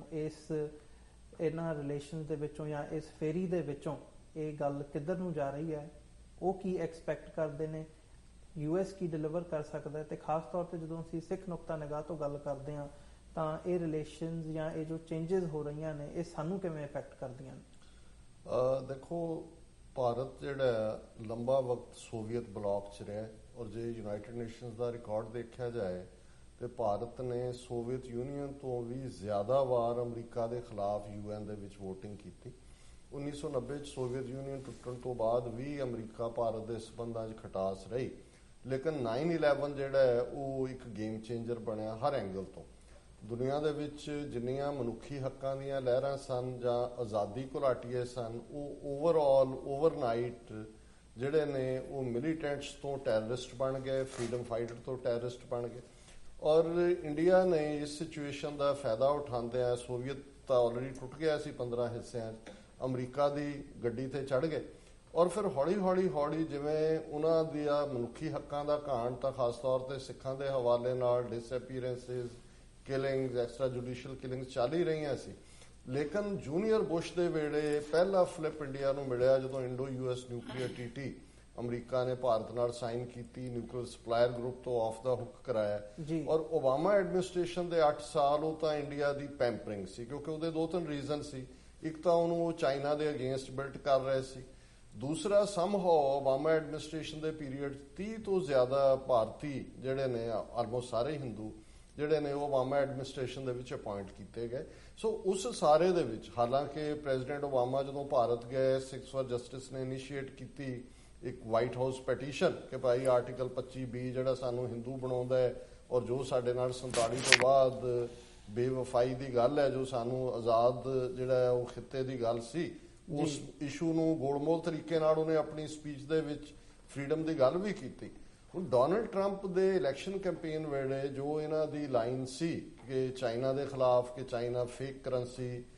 ਕਰ ਰਿਹਾ ਹੈ ਔਰ ਬਿਲਕੁਲ ਇਹਨੂੰ ਅਸੀਂ ਮਾਰਜਨਲਾਈਜ਼ ਕਰਾਂਗੇ, ਔਰ ਦੂਸਰਾ ਪਾਰਟ ਸੀ ਟੈਰਰਿਜ਼ਮ ਦਾ। ਔਰ ਡੋਨਲਡ ਟਰੰਪ ਦਾ ਇਲੈਕਸ਼ਨ ਕੈਂਪੇਨ ਵੇਲੇ ਸੀ ਕਿ ਜੀ ਅਸੀਂ ਜਿਹੜੇ ਉਹਨਾਂ ਨੂੰ ਸਪਾਂਸਰ ਕਰਨ ਵਾਲੇ ਨੇ ਦਹਿਸ਼ਤਗਰਦੀ ਨੂੰ, ਉਹਨਾਂ ਨੂੰ ਸਜ਼ਾ ਦੇਵਾਂਗੇ। ਸੋ ਇਹ ਦੋਨੋਂ ਹੀ ਨੁਕਤੇ ਭਾਰਤ ਦੇ ਫਿੱਟ ਬਹਿੰਦੇ ਸੀ। ਉਹਨਾਂ ਨੇ ਹਿੰਦੂ ਫਾਊਂਡੇਸ਼ਨ ਰਾਹੀਂ ਇੱਥੇ ਨਿਊ ਜਰਸੀ 'ਚ ਇੱਕ ਬੜਾ ਵੱਡਾ ਫੰਡਰੇਜ਼ਰ ਕਰਵਾ ਕੇ ਡੋਨਲਡ ਟਰੰਪ ਨੂੰ ਪੈਸੇ ਵੀ ਦਿਵਾਏ, ਔਰ ਦਿੱਲੀ ਦੇ ਵਿੱਚ ਇੱਕ ਵੱਡਾ ਸਮਾਗਮ ਕਰਕੇ ਕੇਕ ਬਣਾ ਕੇ ਉਹਦੀ ਫੋਟੋ ਦੇ ਮੂੰਹ ਨੂੰ ਹੀ ਕੇਕ ਲਾਈ ਗਏ ਕਿ ਜੀ ਅਸੀਂ ਉਹਦਾ ਜਨਮ ਦਿਨ ਸੈਲੀਬ੍ਰੇਟ ਕਰ ਰਹੇ ਹਾਂ। ਸੋ ਮੈਂ ਸਮਝਦਾ ਹਾਂ ਵੀ ਨਵੰਬਰ 2016 ਤੋਂ ਬਾਅਦ ਜਨਵਰੀ ਤੱਕ ਜਦੋਂ ਉਹਨੇ ਸਹੁੰ ਚੁੱਕੀ ਟਰੰਪ ਨੇ, ਔਰ ਪਿਛਲੇ 6 ਮਹੀਨੇ 'ਚ ਜਿਹਨੂੰ ਕਹਿੰਦੇ ਨੇ ਦਾ ਹੋਲ ਥਿੰਗ ਅਪਸਾਈਡ ਡਾਊਨ, ਉਹ ਬਿਲਕੁਲ ਉਲਟ ਗਈ। ਔਰ ਇਸ ਵੇਲੇ ਜਿੰਨੀ ਇਕੱਲੀ ਖਟਾਸ ਸ਼ਬਦ ਤਾਂ ਬੜਾ ਛੋਟਾ ਹੈ, ਰਾਦਰ ਅਮਰੀਕਾ ਨੇ ਜਿਹੜਾ ਹੈ ਉਹਨੂੰ ਟਰੈਸ਼ ਕੀਤਾ ਇੰਡੀਆ ਨੂੰ। ਔਰ ਉਹ ਚਾਈਨਾ ਦਾ ਇਸ਼ੂ ਹੋਏ, ਚਾਈਨਾ ਨਾਲ ਨਾਰਥ ਕੋਰੀਆ ਦਾ ਇਸ਼ੂ ਆਇਆ, ਡੋਨਲਡ ਟਰੰਪ ਨੇ ਜਾ ਕੇ ਗੱਲ ਵੱਖੜੀ ਪਾਈ, ਐਵਰੀਥਿੰਗ ਲਵੀ ਡਵੀ ਜੀ। ਸਾਊਦੀ ਇਸਲਾਮਿਕ ਟੈਰਰਿਜ਼ਮ ਜਿਹੜੇ 7 ਦੇਸ਼ ਪਹਿਲਾਂ ਐਲਾਨੇ ਜਿੱਥੋਂ ਕਿ ਟੂਰਿਸਟ ਆ ਨਹੀਂ ਸਕਦੇ, ਉਹਨਾਂ 'ਚ ਪਾਕਿਸਤਾਨ ਨਹੀਂ ਸੀ, ਔਰ ਉਹਨਾਂ 7 ਦੇ ਵੀ ਜੁਡੀਸ਼ਰੀ ਨੇ ਰੋਕ ਲਾ ਦਿੱਤੀ, ਉਹਦੇ 'ਚ ਵੀ ਉਹਨਾਂ ਦੀ ਫੇਲਿਅਰ ਹੋਈ। ਔਰ ਕੁੱਲ ਮਿਲਾ ਕੇ H1B ਵੀਜ਼ਿਆਂ ਦਾ ਇਸ਼ੂ ਜਿਹਦੇ ਥੱਲੇ $70 billion the Bharat the IT export industry ਹੈ, ਉਹ ਸਾਰਾ ਵੀ ਜਿਹੜਾ ਜੈਪਰਡੀ 'ਚ ਚਲਾ ਗਿਆ। ਔਰ ਇੱਕ ਬੜੀ ਅਹਿਮ ਗੱਲ ਹੈ ਕਿ ਯੂਨਾਈਟਿਡ ਨੇਸ਼ਨਸ ਦੇ ਵਿੱਚ ਅਮਰੀਕਾ ਦੇ ਐਂਬੈਸਡਰ ਨਿੱਕੀ ਹੇਲੀ ਨੇ ਜਦੋਂ ਇਹ ਕਿਹਾ ਕਿ ਵੀ ਅਸੀਂ ਇਹ ਇੰਡੀਆ ਪਾਕਿਸਤਾਨ ਦੋਨੋਂ ਨਿਊਕਲੀਅਰ ਪਾਵਰਸ ਨੇ, ਅਸੀਂ ਕਸ਼ਮੀਰ ਦੇ ਮੁੱਦੇ ਤੇ ਹੱਥ ਧਰ ਕੇ ਨਹੀਂ ਬਹਿ ਸਕਦੇ। ਹੁਣ ਇਹ ਵੀ ਇੱਕ ਬੜੀ ਵੱਡੀ ਸ਼ਿਫਟ ਸੀ ਅਮਰੀਕਾ ਦੇ ਸਟੈਂਡ ਦੀ, ਜਿਹੜੀ ਹੁਣ ਤੱਕ ਇਹ ਸੀ ਕਿ ਜੀ ਇਹ ਬਾਈ ਲੈਟਰਲ ਗੱਲਬਾਤ ਹੈ। ਸੋ ਕੁੱਲ ਮਿਲਾ ਕੇ ਇਹ ਵੀ ਕੋਈ ਵਿਜ਼ਿਟ ਉਹਨਾਂ ਨੇ ਕੋਈ ਵਾਈਟ ਹਾਊਸ ਨੇ ਕੋਈ ਸਟੇਟ ਡਿਨਰ ਲਈ ਨਹੀਂ ਸੱਦਿਆ ਹੋਇਆ, ਭਾਵੇਂ ਬੈਠਾ ਰਿਹਾ ਉੱਥੇ ਸਾਰਾ ਦਿਨ, ਉਹ ਵੱਖਰੀ ਗੱਲ ਹੈ। ਪਰ ਜਿਵੇਂ ਮਨਮੋਹਨ ਸਿੰਘ ਨੂੰ ਜੂਨੀਅਰ ਬੁਸ਼ ਨੇ ਜਾਂ ਓਬਾਮਾ ਨੇ ਮੋਦੀ ਨੂੰ ਸੱਦਿਆ ਸੀ, ਔਰ ਜਿਵੇਂ ਵੀਰ ਗੁਰਪਤਵੰਤ ਸਿੰਘ ਉਹਨਾਂ ਨੇ ਕਿਹਾ ਵੀ ਇਹੀ ਅਮਰੀਕਾ ਜਿਹਨੇ 2002 ਤੋਂ 2014 ਤੱਕ 12 ਸਾਲ ਵੀਜ਼ਾ ਨਹੀਂ ਦਿੱਤਾ ਮੋਦੀ ਨੂੰ, ਕਿਉਂਕਿ ਵਰਸਟ ਵਾਇਓਲੇਟਰ ਹੈ ਹਿਊਮਨ ਰਾਈਟਸ ਦਾ। ਔਰ ਇਹ ਗੱਲ ਕੋਈ ਸਿਰਫ ਨਾਨ ਗਵਰਨਮੈਂਟਲ ਆਰਗੇਨਾਈਜੇਸ਼ਨਸ ਹੀ ਨਹੀਂ ਕਹਿੰਦੀਆਂ, ਐਮਨੈਸਟੀ ਜਾਂ ਦੂਜੀਆਂ, ਇਹਨਾਂ ਦਾ ਆਪਣਾ commission United States commission on international religious freedom ਜਿਹੜਾ ਕਿ ਸੈਮਾਈ ਗਵਰਨਮੈਂਟ ਹੈ, ਉਹਨਾਂ ਦੀਆਂ ਰਿਪੋਰਟਸ ਨੂੰ ਇੰਡਾਈਕਟ ਕੀਤਾ ਹੋਇਆ। ਸੋ ਨਤੀਜੇ ਦੇ ਤੌਰ ਤੇ ਇਹ ਸਾਰਾ ਪਾਰਟ ਜਿਹੜਾ ਹੈ ਇਸ ਵਾਰ ਇਹ ਇਹਨਾਂ ਨੂੰ ਇੰਡੀਆ ਡੈਸਪਰੇਟ ਸੀ ਕਿ ਭਾਵੇਂ ਸਾਨੂੰ 1 ਘੰਟੇ ਦੀ ਮੀਟਿੰਗ ਮਿਲ ਜਾਏ ਸਾਨੂੰ ਦਿਓ। ਸੋ ਅਸੀਂ ਸਮਝਦੇ ਹਾਂ ਵੀ ਜੇ ਅਸੀਂ ਉਹਨਾਂ ਦੇ ਵੀ ਜਿਹੜੇ ਐਕਸਪਰਟ ਨੇ ਉਹਨਾਂ ਦਾ ਐਨਾਲਿਸਿਸ ਦੇਖੀਏ ਤੇ ਇਹ ਬੜੀ ਸਲਿਪਰੀ ਗਰਾਊਂਡ ਤੇ ਹੈ। ਔਰ ਜਿਹੜੇ ਮੈਂ ਇਸ਼ੂ 3-4 ਡਿਸਕਸ ਕੀਤੇ ਨੇ ਇਸ ਮੁੱਦੇ ਤੇ, ਮੈਨੂੰ ਨਹੀਂ ਲੱਗਦਾ ਕਿ ਓਬਾਮਾ ਐਡਮਿਨਿਸਟ੍ਰੇਸ਼ਨ ਵਾਂਗ ਕੋਈ ਡੋਨਲਡ ਟਰੰਪ ਐਡਮਿਨਿਸਟ੍ਰੇਸ਼ਨ ਕੋਈ ਇੰਡੀਆ ਨੂੰ ਪਲੀਜ਼ ਕਰਨ ਦੀ ਰੌਂਚ ਹੈ। ਹਾਂ, ਜਿਵੇਂ ਸਾਊਦੀ ਅਰੇਬੀਆ ਨੇ $120 ਬਿਲੀਅਨ ਦੇ ਵੈਪਨ ਖਰੀਦ ਕੇ ਅਮਰੀਕਾ ਤੋਂ ਆਪਣੀ ਜਾਨ ਬਚਾਈ, ਔਰ ਇਹ ਹੋ ਸਕਦਾ ਵੀ ਆਉਣ ਲੱਗਿਆ ਇਹ ਮੋਦੀ ਜਿਹੜਾ ਹੈ ਉਹ ਤਿੰਨੋਂ ਫੌਜਾਂ ਦੇ ਜਿਹੜੇ ਮੁਖੀ ਨੇ, ਚੀਫਸ ਨੇ 3 ਉਹਨਾਂ ਦੇ ਵਿੰਗਸ ਦੇ, ਉਹਨਾਂ ਤੋਂ ਆਪਣੀ ਸੌਦੇ ਦੀ ਲਿਸਟ ਲੈ ਆਏ ਤੇ ਇੱਥੇ ਜਿਹੜਾ $20-30 ਬਿਲੀਅਨ ਦਾ ਇਹਨਾਂ ਦੇ ਨਾਲ ਕੋਈ ਡਿਫੈਂਸ ਡੀਲ ਹੋ, ਸੌਦੇਬਾਜ਼ੀ ਹੋ ਜਾਏ। ਅਦਰ ਦੈਨ ਦੈਟ ਕੋਈ ਚਾਂਸ ਸਿੱਖਾਂ ਦੇ ਮਾਮਲੇ 'ਚ ਇੱਕ ਗੱਲ ਬੜੀ ਕਲੀਅਰ ਹੈ। ਔਰ ਜਿਵੇਂ ਗੁਰਪਤਵੰਤ ਸਿੰਘ ਹੋਰਾਂ ਨੇ ਕਿਹਾ ਕਿ ਜਦੋਂ ਤੁਸੀਂ ਕਾਂਗਰੈਸ਼ਨਲ ਜਾਂ ਸੈਨੇਟਰ ਲੈਵਲ ਦੇ ਉੱਤੇ ਵੀ ਗੱਲਬਾਤ ਕਰਦੇ ਹੋ, ਸਾਡੇ ਬਾਰੇ ਇੱਥੇ ਬਾਇਸ ਨਹੀਂ ਹੈ, ਇਗਨੋਰੈਂਸ ਹੈ। ਇਸਲਾਮ ਨਾਲ ਰਿਲੇਟਡ ਬਾਇਸ ਹੈ, ਉਹ 1400 ਸਾਲ ਦੀ ਹਿਸਟਰੀ ਹੈ, ਉਹ ਅੱਜ ਵੀ ਹੈ। ਲੇਕਿਨ ਸਾਡੇ ਬਾਰੇ ਇਗਨੋਰੈਂਸ, ਔਰ ਸਾਡਾ ਕੇਸ ਇੰਟਰਨੈਸ਼ਨਲ ਕਾਨੂੰਨ, ਮਨੁੱਖੀ ਹੱਕਾਂ ਦੀ ਗੱਲ ਔਰ ਅਮਰੀਕਨ ਵੈਲਿਊ ਸਿਸਟਮ, ਅਮਰੀਕਨਾਂ ਦੀ ਨਹੀਂ, ਅਮਰੀਕਾ ਦੀ ਪਿਲਗ੍ਰਿਮਸ ਨੇ ਰੱਖੀ ਹੋਈ ਹੈ। ਅਮਰੀਕਾ ਦੇ ਲੋਕ ਜਿਹੜੇ ਨੇ, ਜੇ ਅੱਜ ਵੀ ਅਸੀਂ ਕੋਟ ਕਰਦੇ ਹਾਂ, ਲਿੰਕਨ ਨੂੰ ਕੋਟ ਕਰੀਏ, ਬੈਂਜਾਮਿਨ ਫਰੈਂਕਲਿਨ ਨੂੰ ਕਰੀਏ ਜਾਂ ਟਾਮਸ ਜੈਫਰਸਨ ਨੂੰ ਕਰੀਏ, ਇਹ ਬੇਸ ਹੈ ਫਰੀडम ਦਾ, ਆਜ਼ਾਦੀ ਮੁੱਢਲਾ ਹੱਕ ਹੈ। ਆਲ ਮੈਨ ਆਰ ਕ੍ਰੀਏਟਡ ਇਕੁਅਲ ਦੇ ਨਾਲ ਗੱਲ ਸ਼ੁਰੂ ਹੁੰਦੀ ਹੈ। ਸੋ ਮੈਂ ਸਮਝਦਾ ਹਾਂ ਵੀ ਇਹ ਹੁਣ ਵਕਤ ਹੈ, ਕਿਉਂਕਿ ਟਰੰਪ ਐਡਮਿਨਿਸਟ੍ਰੇਸ਼ਨ ਦਾ ਕੋਈ ਇੰਟਰਸਟ ਨਹੀਂ ਹੈ ਇੰਡੀਆ। ਜੇ ਐਵੇਂ ਇਹਨਾਂ ਨੇ ਰੌਲਾ ਪਾਇਆ ਹੁੰਦਾ ਹੈ ਵਪਾਰ ਉਹ ਮੈਂ ਦੇਖ ਰਿਹਾ ਸੀ $25 ਬਿਲੀਅਨ ਦਾ ਇੰਡੀਆ ਦਾ ਸਰਪਲਸ ਹੈ।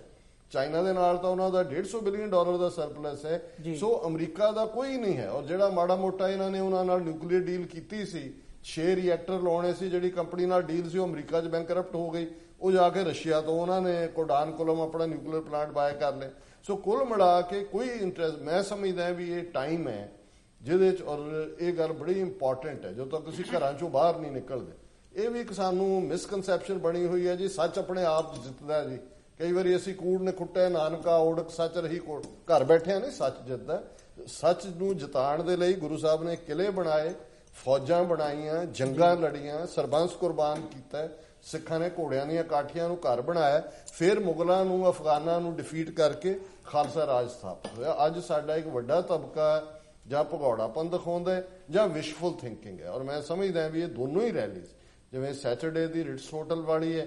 ਕਿਉਂਕਿ ਉਹਦੇ 'ਚ 600 ਤੋਂ ਜ਼ਿਆਦਾ CEOs ਆ ਰਹੇ ਨੇ, ਕਿਉਂਕਿ ਇਹ ਡਾਇਰੈਕਟ ਇਨਵੈਸਟਮੈਂਟ ਜਿਹੜੀ ਬਿਲਕੁਲ ਡਰਾਈ ਹੋ ਗਈ ਇੰਡੀਆ 'ਚ। ਉਹ ਬਿਲਕੁਲ ਕਿਸੇ ਦਾ ਇੰਟਰਸਟ ਨਹੀਂ ਹੈ ਵੀ ਤੁਸੀਂ ਹਿੰਦੂਤਵਾਦ ਤੇ ਉੱਥੇ ਗਾਵਾਂ ਦੇ ਰਕਸ਼ਕ ਬਣ ਕੇ, ਔਰ ਜੋ ਤੁਸੀਂ ਮਾਈਨੋਰਟੀਜ਼ ਨਾਲ ਕਰ ਰਹੇ ਹੋ, ਤਾਂ ਕਹਿੰਦੀਆਂ ਉਹਨਾਂ ਦੀਆਂ ਕੰਪਨੀਆਂ ਵੀ ਅਸੀਂ ਉੱਥੇ ਕੀ ਕਰਨਾ, ਉਹ ਤਾਂ ਵਿਦਡਰਾਅ ਕਰ ਰਹੀਆਂ ਨੇ ਉੱਥੋਂ। ਹੁਣ ਇਹਨਾਂ ਨੇ ਸੌਦਾ ਵੇਚਣਾ ਉੱਥੇ ਆ ਕੇ, ਇਹਨੇ ਜਿਵੇਂ ਮੂੰਹ ਚੋਂ ਬੜੇ ਫਲਾਫੇਬਾਜ਼ੀ ਕਰਦਾ, ਇਦਾਂ ਦੀਆਂ ਗੱਲਾਂ ਕਰਨੀ। ਸੋ ਇਹ ਸਭ ਤੋਂ ਇੰਪੋਰਟੈਂਟ ਹੈ ਕਿ ਉੱਥੇ ਸੈਂਕੜਿਆਂ ਦੀ ਗਿਣਤੀ 'ਚ ਬਾਹਰ ਸਿੱਖ ਖਲੋਤੇ ਹੋਣ ਕਿ ਇਹ ਵਾਇਓਲੇਟਰ ਨੇ ਹਿਊਮਨ ਰਾਈਟਸ ਦੇ, ਇਹ ਤੁਸੀਂ ਇਹਨਾਂ ਤੇ ਦੀਵਾਨੀ ਵੀ ਲਾਓਗੇ, ਇਹ ਟੁੱਟਣਾ ਹੀ ਹੈ, ਟੁੱਟਣਾ ਮੁਲਕ। ਔਰ ਇਸੇ ਤਰ੍ਹਾਂ ਵਾਈਟ ਹਾਊਸ ਦੇ ਬਾਅਦ ਜਿਹੜੀ ਇੰਡੀਪੈਂਡੈਂਸ ਰੈਲੀ ਹੈ ਉਹਦੇ 'ਚ ਵੀ ਇੱਕ, ਕਿਉਂਕਿ ਇਹ ਜਦੋਂ 1-to-1 ਮੀਟਿੰਗ ਹੁੰਦੀ ਹੈ, ਜਹਾਜ਼ ਭਰ ਕੇ ਉਹ ਮੀਡੀਆ ਦਾ ਲਿਆਉਂਦਾ ਆਪਣੇ ਨਾਲ, ਔਰ ਅਮਰੀਕਨ ਮੀਡੀਆ ਦਾ ਵੀ ਇੰਟਰਸਟ ਹੈ, ਕਿਉਂਕਿ ਇਸ ਵੇਲੇ ਡੋਨਲਡ ਟਰੰਪ ਦੀ ਹਰ ਕਾਰਗੁਜ਼ਾਰੀ ਦੇ ਉੱਤੇ ਮੀਡੀਆ ਦੀ ਜਿਹੜੀ ਹੈ ਅੱਖ ਹੈ ਸ਼ਾਰਪ। ਸੋ ਉੱਥੇ ਵੱਡੀ ਗਿਣਤੀ 'ਚ ਮੀਡੀਆ ਵੀ ਹੋਏਗਾ। ਸੋ ਮੈਂ ਸਮਝਦਾ ਵੀ ਸਕੂਲਾਂ 'ਚੋਂ ਆਪਣੇ ਬੱਚਿਆਂ ਨੂੰ ਛੁੱਟੀ ਦਿਵਾਓ, ਆਪ ਛੁੱਟੀ ਕਰੋ,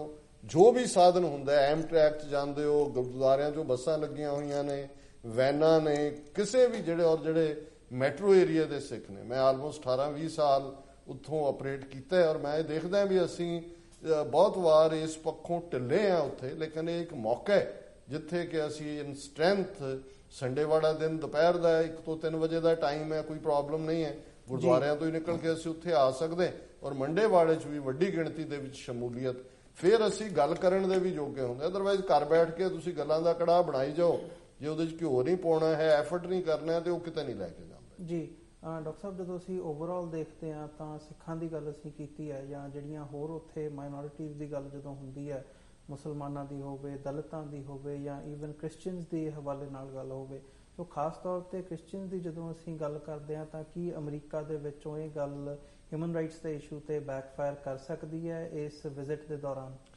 ਦੇਖੋ, ਤੁਸੀਂ ਬੜਾ ਚੰਗਾ ਨੁਕਤਾ ਲਿਆਂਦਾ, ਔਰ ਇੱਕ ਪਾਰਟ ਜਿਹੜਾ 9000 ਦੇ ਕਰੀਬ NGOs, ਜਿਨ੍ਹਾਂ ਦੇ ਵਿੱਚ ਫੋਰਡ ਫਾਊਂਡੇਸ਼ਨ ਵਰਗੀ ਸੰਸਥਾ ਵੀ ਸ਼ਾਮਲ ਹੈ, ਉਹਨਾਂ ਦੇ ਲਾਇਸੈਂਸ ਉਹਨਾਂ ਨੇ ਕੈਂਸਲ ਕੀਤੇ ਨੇ ਅਮਰੀਕਾ ਦੇ ਵਿੱਚ। ਔਰ ਟਰੰਪ ਜਿਹੜਾ ਕਿ ਬਾਈਬਲ ਬੈਲਟ ਨੂੰ ਰਿਪਰੈਜ਼ੈਂਟ ਕਰਦਾ ਹੈ, ਐਕਸਟ੍ਰੀਮ ਰਾਈਟ ਬੈਲਟ ਨੂੰ, ਉਹਨਾਂ ਦੀਆਂ ਚੈਰਿਟੀਜ਼ ਜਿੰਨੀਆਂ ਨੇ ਉੱਥੇ ਸਕੂਲਿੰਗ ਦੇ ਹਵਾਲੇ ਨਾਲ ਹੋਏ, ਉੱਥੇ ਫੀਡ ਦੇ ਹਵਾਲੇ ਨਾਲ ਹੋਏ, ਉਹਨਾਂ ਸਾਰਿਆਂ ਤੇ ਪਾਬੰਦੀ ਲਾ ਕੇ ਇਹਨਾਂ ਨੇ RSS ਦੀਆਂ ਆਪਣੀਆਂ ਸੰਸਥਾਵਾਂ ਉੱਥੇ ਖੜੀਆਂ ਕੀਤੀਆਂ ਹੋਈਆਂ ਨੇ। ਸੋ ਜ਼ਾਹਰ ਹੈ ਅਸੀਂ ਐਕਸਪੈਕਟ ਕਰਦੇ ਹਾਂ ਕਿ ਵੀ ਇਹ ਲੌਬੀ ਵੀ ਵਿਦਨ ਜਿਹੜੀ ਹੈ, ਔਰ ਇਹਨਾਂ ਦੀ ਬੜੀ ਸਟਰੋਂਗ ਲੌਬੀ ਹੈ, ਆਲਰੇਡੀ ਟਰੰਪ ਦੀ ਮੇਜ਼ ਤੇ ਪਿਆ ਹੋਏਗਾ। ਅੰਦਰ ਦੀ ਗੱਲਬਾਤ ਕੀ ਗੱਲਬਾਤ ਹੋਏਗੀ ਉਹ ਤਾਂ ਸਾਡੇ ਤੱਕ ਨਹੀਂ ਬਾਹਰ ਆਣੀ, ਲੇਕਿਨ ਇਹਦੇ 'ਚ ਕੋਈ ਸ਼ੱਕ ਨਹੀਂ ਹੈ ਕਿ ਅਸੀਂ ਵੋਕਲ ਸਿੱਖਾਂ ਨਹੀਂ ਹੋਣੇ, ਕਸ਼ਮੀਰੀ ਜ਼ਰੂਰ ਹੋਣਗੇ ਵੀ ਉਹਨਾਂ, ਔਰ ਕਸ਼ਮੀਰ ਦੇ ਲੋਕ ਅੱਜ ਵੀ ਉੱਥੇ ਉਹ ਲੜ ਰਹੇ ਨੇ, ਆਜ਼ਾਦੀ ਕਰ ਰਹੇ ਨੇ। ਲੇਕਿਨ ਅਨਫੋਰਚੂਨੇਟਲੀ ਇੱਕ ਤਾਂ ਅਮਰੀਕਾ ਦੇ ਵਿੱਚ ਭਾਰਤੀ ਮੂਲ ਦੇ ਈਸਾਈ ਥੋੜੇ ਨੇ, ਤੇ ਜਿੰਨੇ ਕੁ ਹੈ ਵੀ ਨੇ, ਮੈਨੂੰ ਵੀ ਥੋੜਾ ਬਹੁਤ ਉਹਨਾਂ ਦੇ ਨਾਲ ਕੰਮ ਕਰਨ ਦਾ 1-2 ਵਾਰੀ ਅਸੀਂ ਕੈਪੀਟਲ ਹਿੱਲ ਦੇ ਉੱਤੇ ਇੱਕ ਅੱਧੇ ਸੈਮੀਨਾਰ 'ਚ ਵੀ ਕੀਤਾ, ਉਹ ਡਰਦੇ ਬਹੁਤ ਨੇ। ਉਹਨਾਂ ਦੇ ਵਿੱਚ ਇਸ ਕਿਸਮ ਦਾ ਡਰ ਪੈਦਾ ਕੀਤਾ ਹੋਇਆ ਹੈ ਵੀ ਪਤਾ ਨਹੀਂ ਕੀ ਹੋ ਜਾਣਾ। ਸੋ ਮੈਂ ਸਮਝਦਾ ਹਾਂ ਵੀ ਇਹ ਝੰਡਾ ਸ਼ਾਇਦ ਗੁਰੂ ਨੇ ਸਾਨੂੰ ਹੀ ਦਿੱਤਾ ਹੋਇਆ, ਅਸੀਂ ਹੀ ਉਸ ਖਿੱਤੇ ਦੇ ਵਿੱਚ ਜਿਹੜਾ ਗੁਲਾਮੀ ਦੇ ਸੰਗਲ ਕੱਟਣ ਵਾਲੇ, ਉਹ ਪਹਿਲਾਂ ਵੀ ਉਹ ਮੁਗਲਿਆ ਸਾਮਰਾਜ ਹੋਏ, ਅਫਗਾਨ ਹੋਣ, ਅੰਗਰੇਜ਼ਾਂ ਦੇ ਖਿਲਾਫ ਹੀ 80% ਤੋਂ ਜ਼ਿਆਦਾ ਸਾਡੀਆਂ ਕੁਰਬਾਨੀਆਂ ਨੇ, ਪਰ ਅਸੀਂ ਇਹਨਾਂ ਸਾਰਿਆਂ ਦੀ ਜਿਹੜੀ ਜਦੋਜਹਿਦ ਹੈ ਉਹਨੂੰ ਸਪੋਰਟ ਵੀ ਕਰਦੇ, ਉਹਦਾ ਸਤਿਕਾਰ ਵੀ ਕਰਦੇ, ਔਰ ਅਸੀਂ ਸਮਝਦੇ ਹਾਂ ਵੀ ਕਸ਼ਮੀਰੀ, ਨਾਗੇ, ਮੀਜ਼ੋ, ਮੂਲ ਨਿਵਾਸੀ, ਦਲਿਤ,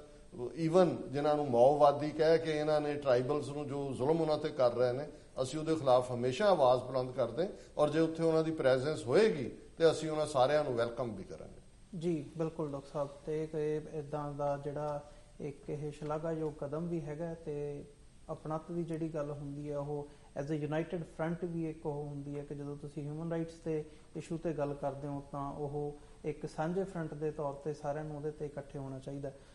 ਅਵਤਾਰ ਸਿੰਘ ਜੀ ਪੰਨੂ, ਤੁਸੀਂ ਕੀ ਜਦੋਂ ਅਸੀਂ ਇੱਥੇ ਗੱਲ ਕਰਦੇ ਹਾਂ ਅਮਰੀਕਾ ਦੇ ਵਿੱਚ, ਤਾਂ ਜਿਹੜੀ ਗਰਾਊਂਡ ਲੈਵਲ ਤੇ ਤੁਸੀਂ ਕੰਮ ਕਰਦੇ ਹੋ ਸਿੱਖਸ ਫॉर ਜਸਟਿਸ ਦੇ ਨਾਲ, ਤਾਂ ਇੱਥੋਂ ਜਿਹੜੀਆਂ ਹੋਰ ਜਥੇਬੰਦੀਆਂ ਹੈਗੀਆਂ ਨੇ, ਕਮਿਊਨਿਟੀਜ਼ ਹੈਗੀਆਂ ਨੇ, ਕੀ ਉਹ ਨਾਲ ਤੁਹਾਡੇ ਨਾਲ ਸਿੰਪਥੀ ਰੱਖਦੀਆਂ ਨੇ, ਗੱਲਬਾਤ ਕਰਦੀਆਂ ਨੇ, ਤੇ ਖਾਸ ਤੌਰ ਤੇ ਜਦੋਂ ਅਸੀਂ ਇੰਡੀਪੈਂਡੈਂਸ ਰੈਲੀ ਦੀ ਗੱਲ ਕਰਦੇ ਹਾਂ ਤਾਂ ਉਹਨਾਂ ਦਾ ਕੀ ਯੋਗਦਾਨ ਹੈਗਾ ਇਸ ਦੇ ਵਿੱਚ? ਕੀ ਉਹ ਨਾਲ ਆ ਕੇ ਸ਼ਮੂਲੀਅਤ ਕਰਨਗੇ? ਦੇਖੋ ਜੀ, ਵਧੀਆ ਕੁਐਸਚਨ ਤੁਸੀਂ ਕੀਤਾ। ਗੱਲ ਉੱਥੇ ਹੈ ਜਦੋਂ ਸਾਰੇ ਬੰਦੇ ਜਿਹੜੇ ਅੱਜ ਇੰਡੀਆ ਦੇ ਵਿੱਚ ਰਹਿ ਰਹੇ ਨੇ, ਉਹ ਸਾਰੇ ਗੁਲਾਮੀ ਦੇ ਅੰਦਰ ਰਹਿ ਰਹੇ ਨੇ, ਤੇ ਜਦੋਂ ਹੁਣ ਉਹਨਾਂ ਨੂੰ ਸਾਰਿਆਂ ਨੂੰ ਦੱਸਿਆ ਗਿਆ ਵੀ ਸਿੱਖ ਜਿਹੜੇ ਉਹ ਆਜ਼ਾਦੀ ਦੇ ਵੱਲ ਤੁਰੇ ਨੇ, ਤੇ ਆਪਾਂ ਪੰਜਾਬ ਨੂੰ ਆਜ਼ਾਦ ਕਰਾਉਣਾ ਚਾਹੁੰਦੇ ਆ, ਨਾਲ ਤੁਸੀਂ ਵੀ ਹੈਲਪ ਉਹ ਜਿਹੜੇ ਉਹ ਹੁਣ ਕਰ ਰਹੇ ਨੇ, ਕਿਉਂਕਿ ਪਹਿਲਾਂ ਨਹੀਂ ਸੀ ਉਹਨਾਂ ਨੂੰ ਪਤਾ। ਹੁਣ ਕਾਫੀ ਜਥੇਬੰਦੀਆਂ ਦੀ ਕਈ ਵਾਰੀ ਮੀਟਿੰਗ ਵੀ ਹੋਈ ਆ, ਤੇ ਉਹਨਾਂ ਨੂੰ ਇਹੋ ਦੱਸਿਆ ਗਿਆ ਵੀ ਉਹ ਵੀ ਆਜ਼ਾਦ ਹੋਣਾ ਚਾਹੁੰਦੇ ਨੇ, ਪਰ ਅਸੀਂ ਆਖਿਆ ਪਹਿਲਾਂ ਸਭ ਤੋਂ ਪਹਿਲਾਂ ਆਜ਼ਾਦੀ ਦਾ ਜਿਹੜਾ ਮਸਲਾ ਵਾ ਉਹ ਅਸੀਂ ਲਿਖ ਕੇ ਚੱਲੇ ਹਾਂ, ਤੁਸੀਂ ਸਪੋਰਟ ਕਰੋ ਸਾਡੀ, ਤੇ ਉਹਦੇ ਵਿੱਚ ਆਪਣੀ ਸ਼ਮੂਲੀਅਤ ਜਿਹੜੀ ਉਹ ਸਾਡੇ ਨਾਲ ਕਰ ਰਹੇ ਨੇ। ਬੜੇ ਚੰਗੀ ਗੱਲ ਆ ਵੀ ਅੱਜ ਜੇ ਅਸੀਂ ਮਿਨੋਰਟੀ ਵਾਲਿਆਂ ਨੂੰ ਇੰਡੀਆ ਦੇ ਵਿੱਚ ਜਿੰਨੇ ਵੀ ਹੈਗੇ ਨੇ ਉਹਨਾਂ ਦੇ ਨਾਲ ਰਲ ਕੇ ਜਿਹੜਾ ਪ੍ਰੋਗਰਾਮ ਕਰਾਂਗੇ ਕੋਈ ਵੀ, ਉਹਦੇ ਵਿੱਚ ਸਾਰੇ ਪੋਜ਼ਿਟਿਵ ਜਿਹੜਾ ਹੋਏਗਾ। ਸਾਨੂੰ ਆਜ਼ਾਦੀ ਦੀ ਜਿਹੜੀ ਗੱਲ ਆ ਉਹ ਸਾਰੀ ਆਪਾਂ ਇਕੱਠੇ ਰਲ ਕੇ ਜਿਹੜੇ ਆ ਉਹ ਆਵਾਜ਼ ਜਿਹੜੀ ਬੁਲੰਦ ਕਰਾਂਗੇ, ਤੇ ਸਾਨੂੰ ਇੱਕ ਦਿਨ ਜ਼ਰੂਰ ਸਕਸੈਸਫੁਲਤਾ ਜਿਹੜੀ ਆ ਜ਼ਰੂਰ ਮਿਲੇਗੀ, ਕਿਉਂਕਿ ਸਾਨੂੰ ਭਰੋਸਾ ਆਪਣੇ ਗੁਰੂ ਤੇ ਆ। ਅਰਦਾਸ ਕਰਕੇ ਚੱਲੀਦਾ, ਸਟਾਰਟਿੰਗ ਕਰਨ ਲੱਗਿਆ ਵੀ ਤੇ ਅਖੀਰ ਦੇ ਉੱਤੇ ਸਰਬੱਤ ਦਾ ਭਲਾ ਮੰਗਦੇ ਆ। ਇਸ ਕਰਕੇ ਆਜ਼ਾਦੀ ਜਿਹੜੀ ਆ ਉਹ ਜ਼ਰੂਰ ਹੋਏਗੀ। ਰੈਫਰੈਂਡਮ 2020 ਦੀ ਗੱਲ ਜਿਹੜੀ ਚੱਲ ਰਹੀ ਆ, ਉਹਦੇ ਵਿੱਚ ਅਸੀਂ ਕਹਿ ਰਹੇ, ਲੋਕਾਂ ਨੂੰ ਦੱਸ ਰਹੇ ਆ, ਕੰਪੇਨਿੰਗ ਕਰ ਰਹੇ ਆ ਕਿ ਜਿਹੜੀ ਵੋਟਿੰਗ ਹੋਣੀ ਹੈ 2020 ਦੇ ਵਿੱਚ, ਤੁਸੀਂ ਆਪਣੀ ਵੋਟ ਪਾਓ ਤੇ ਆਪਾਂ ਪੰਜਾਬ ਨੂੰ, ਜਿਹੜਾ ਦੇਸ਼ ਪੰਜਾਬ ਆ, ਖਾਲਿਸਤਾਨ ਨੂੰ ਆਜ਼ਾਦ ਕਰਾਈਏ। ਜੀ ਬਿਲਕੁਲ। ਸਰਦਾਰ ਹਿੰਮਤ ਸਿੰਘ ਜੀ, ਜਿਵੇਂ ਡਾਕਟਰ ਅਮਰਜੀਤ ਸਿੰਘ ਨੇ ਵੀ ਮੈਂਸ਼ਨ ਕੀਤਾ ਸੀਗਾ ਕਿ ਇੱਥੋਂ ਸਾਰਿਆਂ ਨੂੰ ਆਪਣਾ ਜੋ ਬਣਦਾ ਯੋਗਦਾਨ ਹੈਗਾ ਉਹ ਪਾਉਣ ਦੀ ਲੋੜ ਹੈ। ਤੁਸੀਂ ਘਰਾਂ ਦੇ ਵਿੱਚੋਂ ਬਾਹਰ ਨਿਕਲੋ, ਜਿਵੇਂ ਵੀ ਜਿਸ ਤਰੀਕੇ ਨਾਲ ਵੀ ਪਹੁੰਚ ਸਕਦੇ ਹੋ ਪਹੁੰਚ ਕਰੋ। So as a coordinator of Sikh coordination committee east coast, ਤੁਸੀਂ ਸਾਨੂੰ ਥੋੜਾ ਜਿਹਾ ਡਿਟੇਲਸ ਦੱਸ ਸਕਦੇ ਹੋ ਵੀ ਉੱਥੇ ਜਿਹੜੀਆਂ ਕਿੰਨਾ ਗੁਰਦੁਆਰਾ ਸਾਹਿਬਾਨਾਂ ਦੇ ਵਿੱਚੋਂ ਜਿਹੜੇ ਪ੍ਰਬੰਧ ਹੈਗੇ ਆ ਜਾਂ ਜਿਹੜੀ ਸੰਗਤ ਹੈਗੀ ਆ ਉਹ ਕਿਸ ਹਿਸਾਬ ਨਾਲ ਪਹੁੰਚ ਸਕਦੀ ਹੈ ਗੁਰਦੁਆਰਾ ਸਾਹਿਬਾਨਾਂ ਦੇ ਨਾਲ ਸੰਪਰਕ ਕਰਕੇ, ਜਾਂ ਜਿਹੜੀ ਕੋਈ ਤੁਹਾਡੇ ਨਾਲ ਕੰਟੈਕਟ ਕਰਨਾ ਚਾਹਣ, ਤੁਹਾਡੀ ਕੋਈ ਕੰਟੈਕਟ ਇਨਫੋਰਮੇਸ਼ਨ, ਤੇ ਓਵਰਆਲ ਜਦੋਂ ਅਸੀਂ ਇੱਕ ਯੂਨਾਈਟਿਡ ਫਰੰਟ ਦੀ ਗੱਲ ਕਰਦੇ ਹਾਂ ਉਸ ਬਾਰੇ ਤੁਸੀਂ ਕੀ ਕਹਿਣਾ ਚਾਹੋਗੇ? ਕਿਉਂਕਿ ਜਦੋਂ ਹਿਊਮਨ ਰਾਈਟਸ ਦੀ ਗੱਲ ਹੁੰਦੀ ਹੈ ਉਹ ਕੱਲਾ ਸਿੱਖਾਂ ਦਾ ਇਸ਼ੂ ਨਹੀਂ ਹੈਗਾ, ਉਹ ਉੱਥੇ ਭਾਰਤ ਦੇ ਵਿੱਚ ਜਿਵੇਂ ਸਾਡੀ ਡਿਸਕਸ਼ਨ ਦੇ ਵਿੱਚ ਸਾਹਮਣੇ ਆਇਆ ਹੀ ਹੈ, ਤੇ ਓਵਰਆਲ ਵੀ ਅਸੀਂ ਦੇਖਦੇ ਹਾਂ ਖਬਰਾਂ ਦੇ ਵਿੱਚ ਇਹ ਇੱਕ ਮਨੁੱਖੀ ਹੱਕਾਂ ਦੀ ਗੱਲ, ਇਨਸਾਨੀਅਤ ਦੀ ਗੱਲ ਹੈਗੀ ਹੈ। ਜੀ ਜੀ ਅਮਰਵੀਰ ਸਿੰਘ ਜੀ, ਦੇਖੋ ਜਿਵੇਂ ਤੁਸੀਂ ਵਧੀਆ ਸਵਾਲ ਕੀਤਾ, ਜਿਵੇਂ ਡਾਕਟਰ ਸਾਹਿਬ ਜੀ ਨੂੰ ਦੱਸਦੇ ਸੀ, ਜੇ ਅੱਜ ਦੇ ਸਮੇਂ 'ਚ ਅਸੀਂ ਦੇਖੀ ਆ ਜਿਹੜਾ ਇੰਡੀਆ ਉਹ ਟੁੱਟਣ ਕਿਨਾਰੇ ਖੜਾ ਆ, ਸੋ ਲੋੜ ਆ ਸਾਨੂੰ ਆਪ ਪ੍ਰਪੇਅਰ ਹੋਣ ਦੀ ਕੌਮ ਨੂੰ। ਸੋ ਜਿੰਨੇ ਸਾਡੇ ਪਰਿਵਾਰਾਂ ਦੇ ਵਿੱਚ ਜਿਹੜੀ ਸਾਡੀ community New York north East cost ਦੇ ਵਿੱਚ ਵਸਦੀ ਆ, ਸਪੈਸ਼ਲੀ ਵਰਜੀਨੀਆ ਦੇ ਵਿੱਚ ਜਿੰਨੇ ਸਿੱਖ ਆ ਉਹ ਐਕਟਿਵ ਹੋਣ ਇਸ ਪ੍ਰੋਟੈਸਟ ਵਾਸਤੇ ਜਿਹੜਾ ਇੰਡੀਪੈਂਡੈਂਸ ਰੈਲੀ ਰੱਖੀ ਗਈ ਆ। ਸੋ ਉਹਦੇ ਕਾਰਨ ਦੇਖੋ ਮੈਂ ਸਪੈਸ਼ਲੀ ਜੋ ਸਾਡੇ ਇਸ ਵੇਲੇ ਦਰਸ਼ਕ ਦੇਖ ਰਹੇ ਆ ਉਹਨਾਂ ਨੂੰ ਬੇਨਤੀ ਕਰੂੰਗਾ,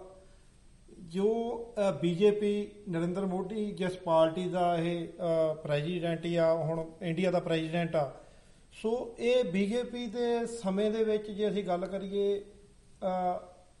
ਜਦੋਂ ਅਟਲ ਬਿਹਾਰੀ ਵਾਜਪਾਈ ਦੀ ਸਰਕਾਰ ਸੀ,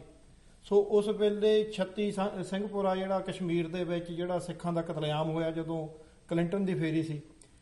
ਜਾਂ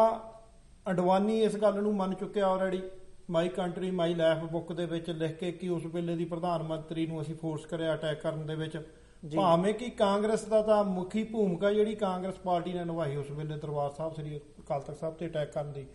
ਸੋ ਬੀਜੇਪੀ ਦਾ ਵੀ ਉਨਾ ਹੀ ਹੱਥ ਸੀ। ਜੇ ਅੱਜ ਦੇ ਸਮੇਂ ਦੇ ਵਿੱਚ ਅਸੀਂ ਗੱਲ ਕਰੀਏ, ਗੋਰਖਾਲੈਂਡ ਦਾ ਚੱਲ ਰਿਹਾ ਨਿਊਜ਼ਾਂ ਦੇ ਵਿੱਚ, ਉੱਥੇ ਵੀ ਰੌਲਾ ਚੱਲ ਰਿਹਾ, ਕਸ਼ਮੀਰ ਦੇ ਵਿੱਚ ਸਿੱਖਾਂ ਜਿਹੜੇ ਮੁਸਲਮਾਨਾਂ ਦੇ ਨਾਲ ਕੀ ਹੋ ਰਿਹਾ, ਜਿਹੜੀਆਂ ਹੁਣ ਦਲਿਤ ਦੀਆਂ ਪ੍ਰੋਬਲਮਾਂ ਹੈਗੀਆਂ ਇੰਡੀਆ ਦੇ ਵਿੱਚ, ਕਿਵੇਂ ਉਹ ਅਸੀਂ ਨਿੱਤ ਅਖਬਾਰਾਂ ਦੇ ਵਿੱਚ ਪੜ੍ਹਦੇ ਹਾਂ ਕਿ ਉਹਨਾਂ ਨੂੰ, ਜਾਂ ਯੂਪੀ ਦੇ ਵਿੱਚ ਹੁਣ ਇਹਨਾਂ ਦਾ ਭਗਵਾ ਜਿਹੜਾ ਹਿੰਦੂਤਵ ਦਾ ਏਜੰਡਾ ਜਿਹੜਾ ਉੱਥੇ ਇਹਨਾਂ ਦਾ ਮੁੱਖ ਮੰਤਰੀ ਯੋਗੀ ਬਣਿਆ, ਜਾਂ ਸੈਂਟਰ ਦੇ ਵਿੱਚ ਇਹਨਾਂ ਦੀ ਬੀਜੇਪੀ ਦੀ ਸਰਕਾਰ ਆ।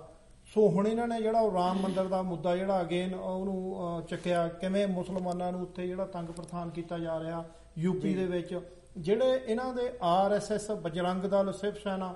ਕਿੰਨੇ ਹੀ ਇਹਨਾਂ ਦੀਆਂ ਐਸੀਆਂ ਜਥੇਬੰਦੀਆਂ ਬਣਾਈਆਂ ਹੋਈਆਂ ਜਿਹੜੀਆਂ ਕਿ ਘੱਟ ਗਿਣਤੀਆਂ ਨੂੰ, ਸਾਡੀਆਂ ਧੀਆਂ ਭੈਣਾਂ ਨੂੰ ਹਰਾਸਮੈਂਟ ਜਿਹੜੀ ਆ ਉਹਨਾਂ ਨੂੰ ਤੰਗ ਪਰੇਸ਼ਾਨ ਕੀਤਾ ਜਾ ਰਿਹਾ। ਸੋ ਯੂਪੀ ਦੇ ਵਿੱਚ ਨਿੱਤ ਨਵੇਂ ਸਾਨੂੰ ਅਖਬਾਰਾਂ ਦੇ ਵਿੱਚ ਮਿਲਦੇ ਆ ਕਿ ਉੱਥੇ ਪਰਿਵਾਰਾਂ ਦੇ ਨਾਲ, ਘੱਟ ਗਿਣਤੀਆਂ ਦੇ ਨਾਲ ਕੀ ਕੁਝ ਹੋ ਰਿਹਾ।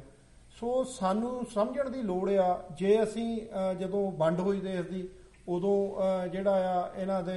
ਵੱਲਭ ਭਾਈ ਪਟੇਲ ਜਿਹੜਾ ਗੁਜਰਾਤ ਦਾ, ਉਹਨੇ ਇਹ ਗੱਲ ਕਹਿਣੀ ਕਿ ਸਿੱਖ ਜਰੈਮ ਪੇਸ਼ਾ ਕੌਮ, ਔਰ ਉਹ ਤੋਂ ਬਾਅਦ ਹੁਣ ਦੇਖੋ ਮੋਦੀ ਨੇ ਜਿਹੜੀ ਆਪਣੀ ਗੁਜਰਾਤ ਦੇ ਵਿੱਚ ਉਹਦਾ ਬੁੱਤ ਬਣਾ ਰਿਹਾ, ਉਹਦੇ ਵਾਸਤੇ ਮਿੱਟੀ ਇਕੱਠੀ ਕੀਤੀ ਆ ਤੇ ਪਾਣੀ, ਈਵਨ ਸਾਡੇ ਜਿਹੜੇ ਅਕਾਲੀ ਦਲ ਦੇ ਜਿਹੜੇ ਝੋਲੀ ਚੁੱਕਾ ਅੱਜ ਦੇ ਸਮੇਂ ਦੇ ਵਿੱਚ, ਉਹਨਾਂ ਨੇ ਸਰੋਵਰ ਦੇ ਵਿੱਚੋਂ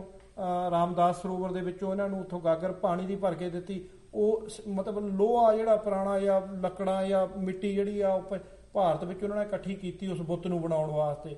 ਸੋ ਸਾਨੂੰ ਸਿੱਖ ਕੌਮ ਨੂੰ ਸਪੈਸ਼ਲੀ ਸਮਝਣ ਦੀ ਲੋੜ ਆ ਕਿ ਜੋ ਸਾਡਾ ਹੱਲ ਆ ਉਹ ਆਜ਼ਾਦੀ ਦੇ ਵਿੱਚ ਆ, ਸਾਡੀਆਂ ਜਨਰੇਸ਼ਨਾਂ ਦੀ ਜਿਹੜਾ ਫਿਊਚਰ ਛੁਪਿਆ ਹੋਇਆ ਉਹ ਆਜ਼ਾਦੀ ਦੇ ਵਿੱਚ। ਅਸੀਂ ਤਦੇ ਆਪਣੀਆਂ ਆਉਣ ਵਾਲੀਆਂ ਪੀੜ੍ਹੀਆਂ ਨੂੰ, ਆਪਣੀਆਂ ਜਨਰੇਸ਼ਨਾਂ ਨੂੰ ਸੇਵ ਕਰ ਸਕਾਂਗੇ ਜਦੋਂ ਸਾਡਾ ਉਹ ਪੰਜਾਬ ਜੋ ਭਾਰਤੀ ਕਬਜ਼ੇ ਦੇ ਵਿੱਚ ਗੁਲਾਮ ਆ। ਸੋ ਉਸ ਚੀਜ਼ ਵਾਸਤੇ ਅਸੀਂ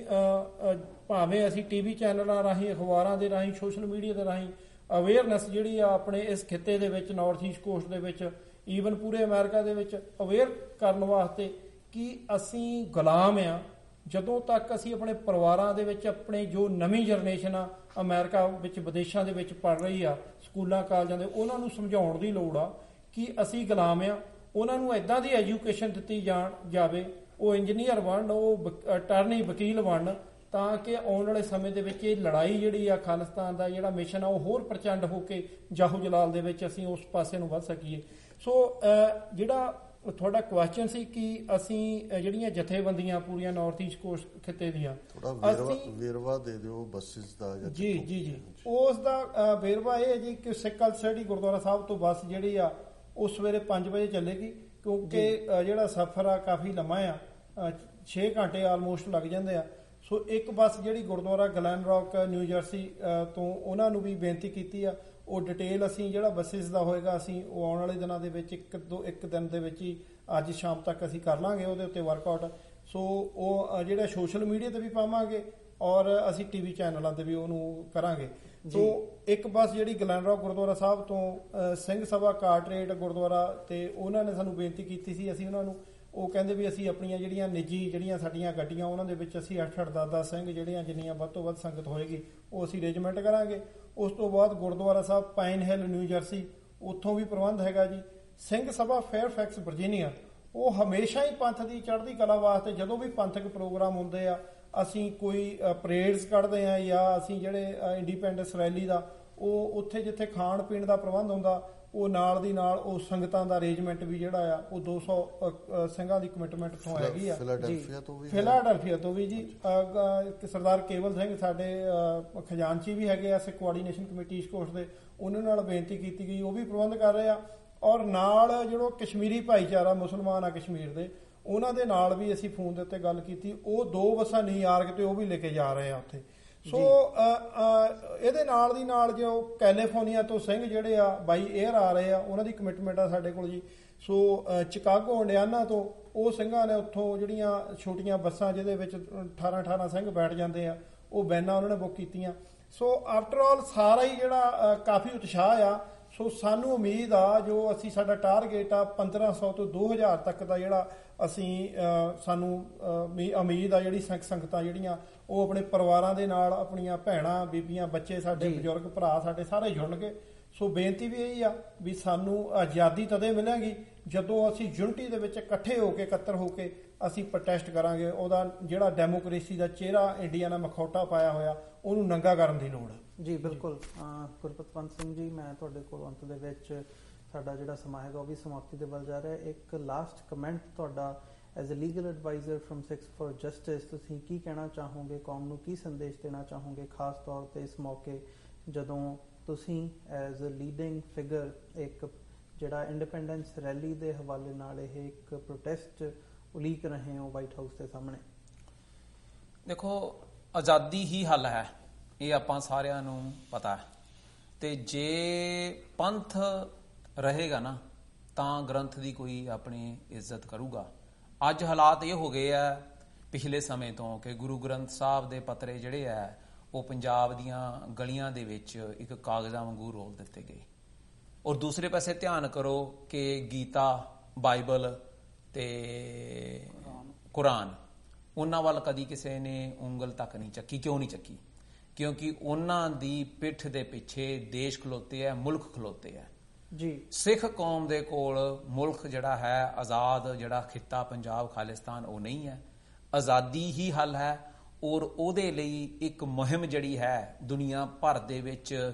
ਜਿਵੇਂ ਆਪਾਂ ਪਹਿਲਾਂ ਗੱਲ ਕਰ ਚੁੱਕੇ ਹਾਂ ਕਿ ਆਪਣਾ ਮੁੱਦਾ ਦੁਨੀਆ ਦੇ ਵਿੱਚ ਹਜੇ ਨਹੀਂ ਦੱਸ ਸਕੇ ਕਿ ਅਸੀਂ ਗੁਲਾਮ ਆ। ਉਹ ਆਪਾਂ ਨੂੰ ਭਾਰਤੀ ਹੀ ਸਮਝਦੇ ਆ, ਇੰਡੀਅਨਸ ਹੀ ਸਮਝਦੇ ਆ। ਇਸ ਚੀਜ਼ ਚੋਂ ਬਾਹਰ ਨਿਕਲਣਾ ਪੈਣਾ ਹੈ। ਆਜ਼ਾਦੀ ਹੱਲ ਹੈ, ਉਹਦੇ ਲਈ ਪੰਜਾਬ ਇੰਡੀਪੈਂਡੈਂਸ ਰੈਫਰੈਂਡਮ ਰੈਲੀਜ਼ ਜਿਹੜੀਆਂ ਚਾਹੇ 25 ਨੂੰ ਕਰੀਏ 26 ਨੂੰ ਕਰਦੇ ਪਏ ਆ ਵਾਈਟ ਹਾਊਸ ਦੇ ਸਾਹਮਣੇ, ਔਰ ਇਦਾਂ ਹੀ ਆਉਣ ਵਾਲੇ ਸਮੇਂ 'ਚ ਜਿਹੜੀ ਰੈਫਰੈਂਡਮ ਦੀ ਮੁਹਿੰਮ ਹੈ ਉਹਦੀ ਆਪਾਂ ਜਿਹੜੀ ਹੈ ਦੁਨੀਆ ਭਰ ਦੇ ਵਿੱਚ ਉਹਨੂੰ ਆਪਾਂ ਲੈ ਕੇ ਜਾਣਾ ਜੀ। ਬਿਲਕੁਲ ਡਾਕਟਰ ਸਾਹਿਬ, ਇੱਕ ਲਾਸਟ ਕਮੈਂਟ ਤੁਹਾਡਾ ਵੀ ਜਸਟ ਵਿਦਨ ਅ ਮਿੰਟ ਕਿ ਸਿੱਖ ਡਾਇਸਪੋਰਾ ਦੇ ਰੋਲ ਨੂੰ ਦੇਖਦਿਆਂ ਹੋਇਆਂ ਤੁਸੀਂ ਇਸ ਜਿਹੜੀ ਇਹ ਇੰਡੀਪੈਂਡੈਂਸ ਰੈਲੀ ਹੈ ਇਸ ਬਾਰੇ ਕੀ ਕਹਿਣਾ ਚਾਹੋਗੇ? देखो, 10वें पातशाह का फरमान है, को किसी को राज न दे हैं,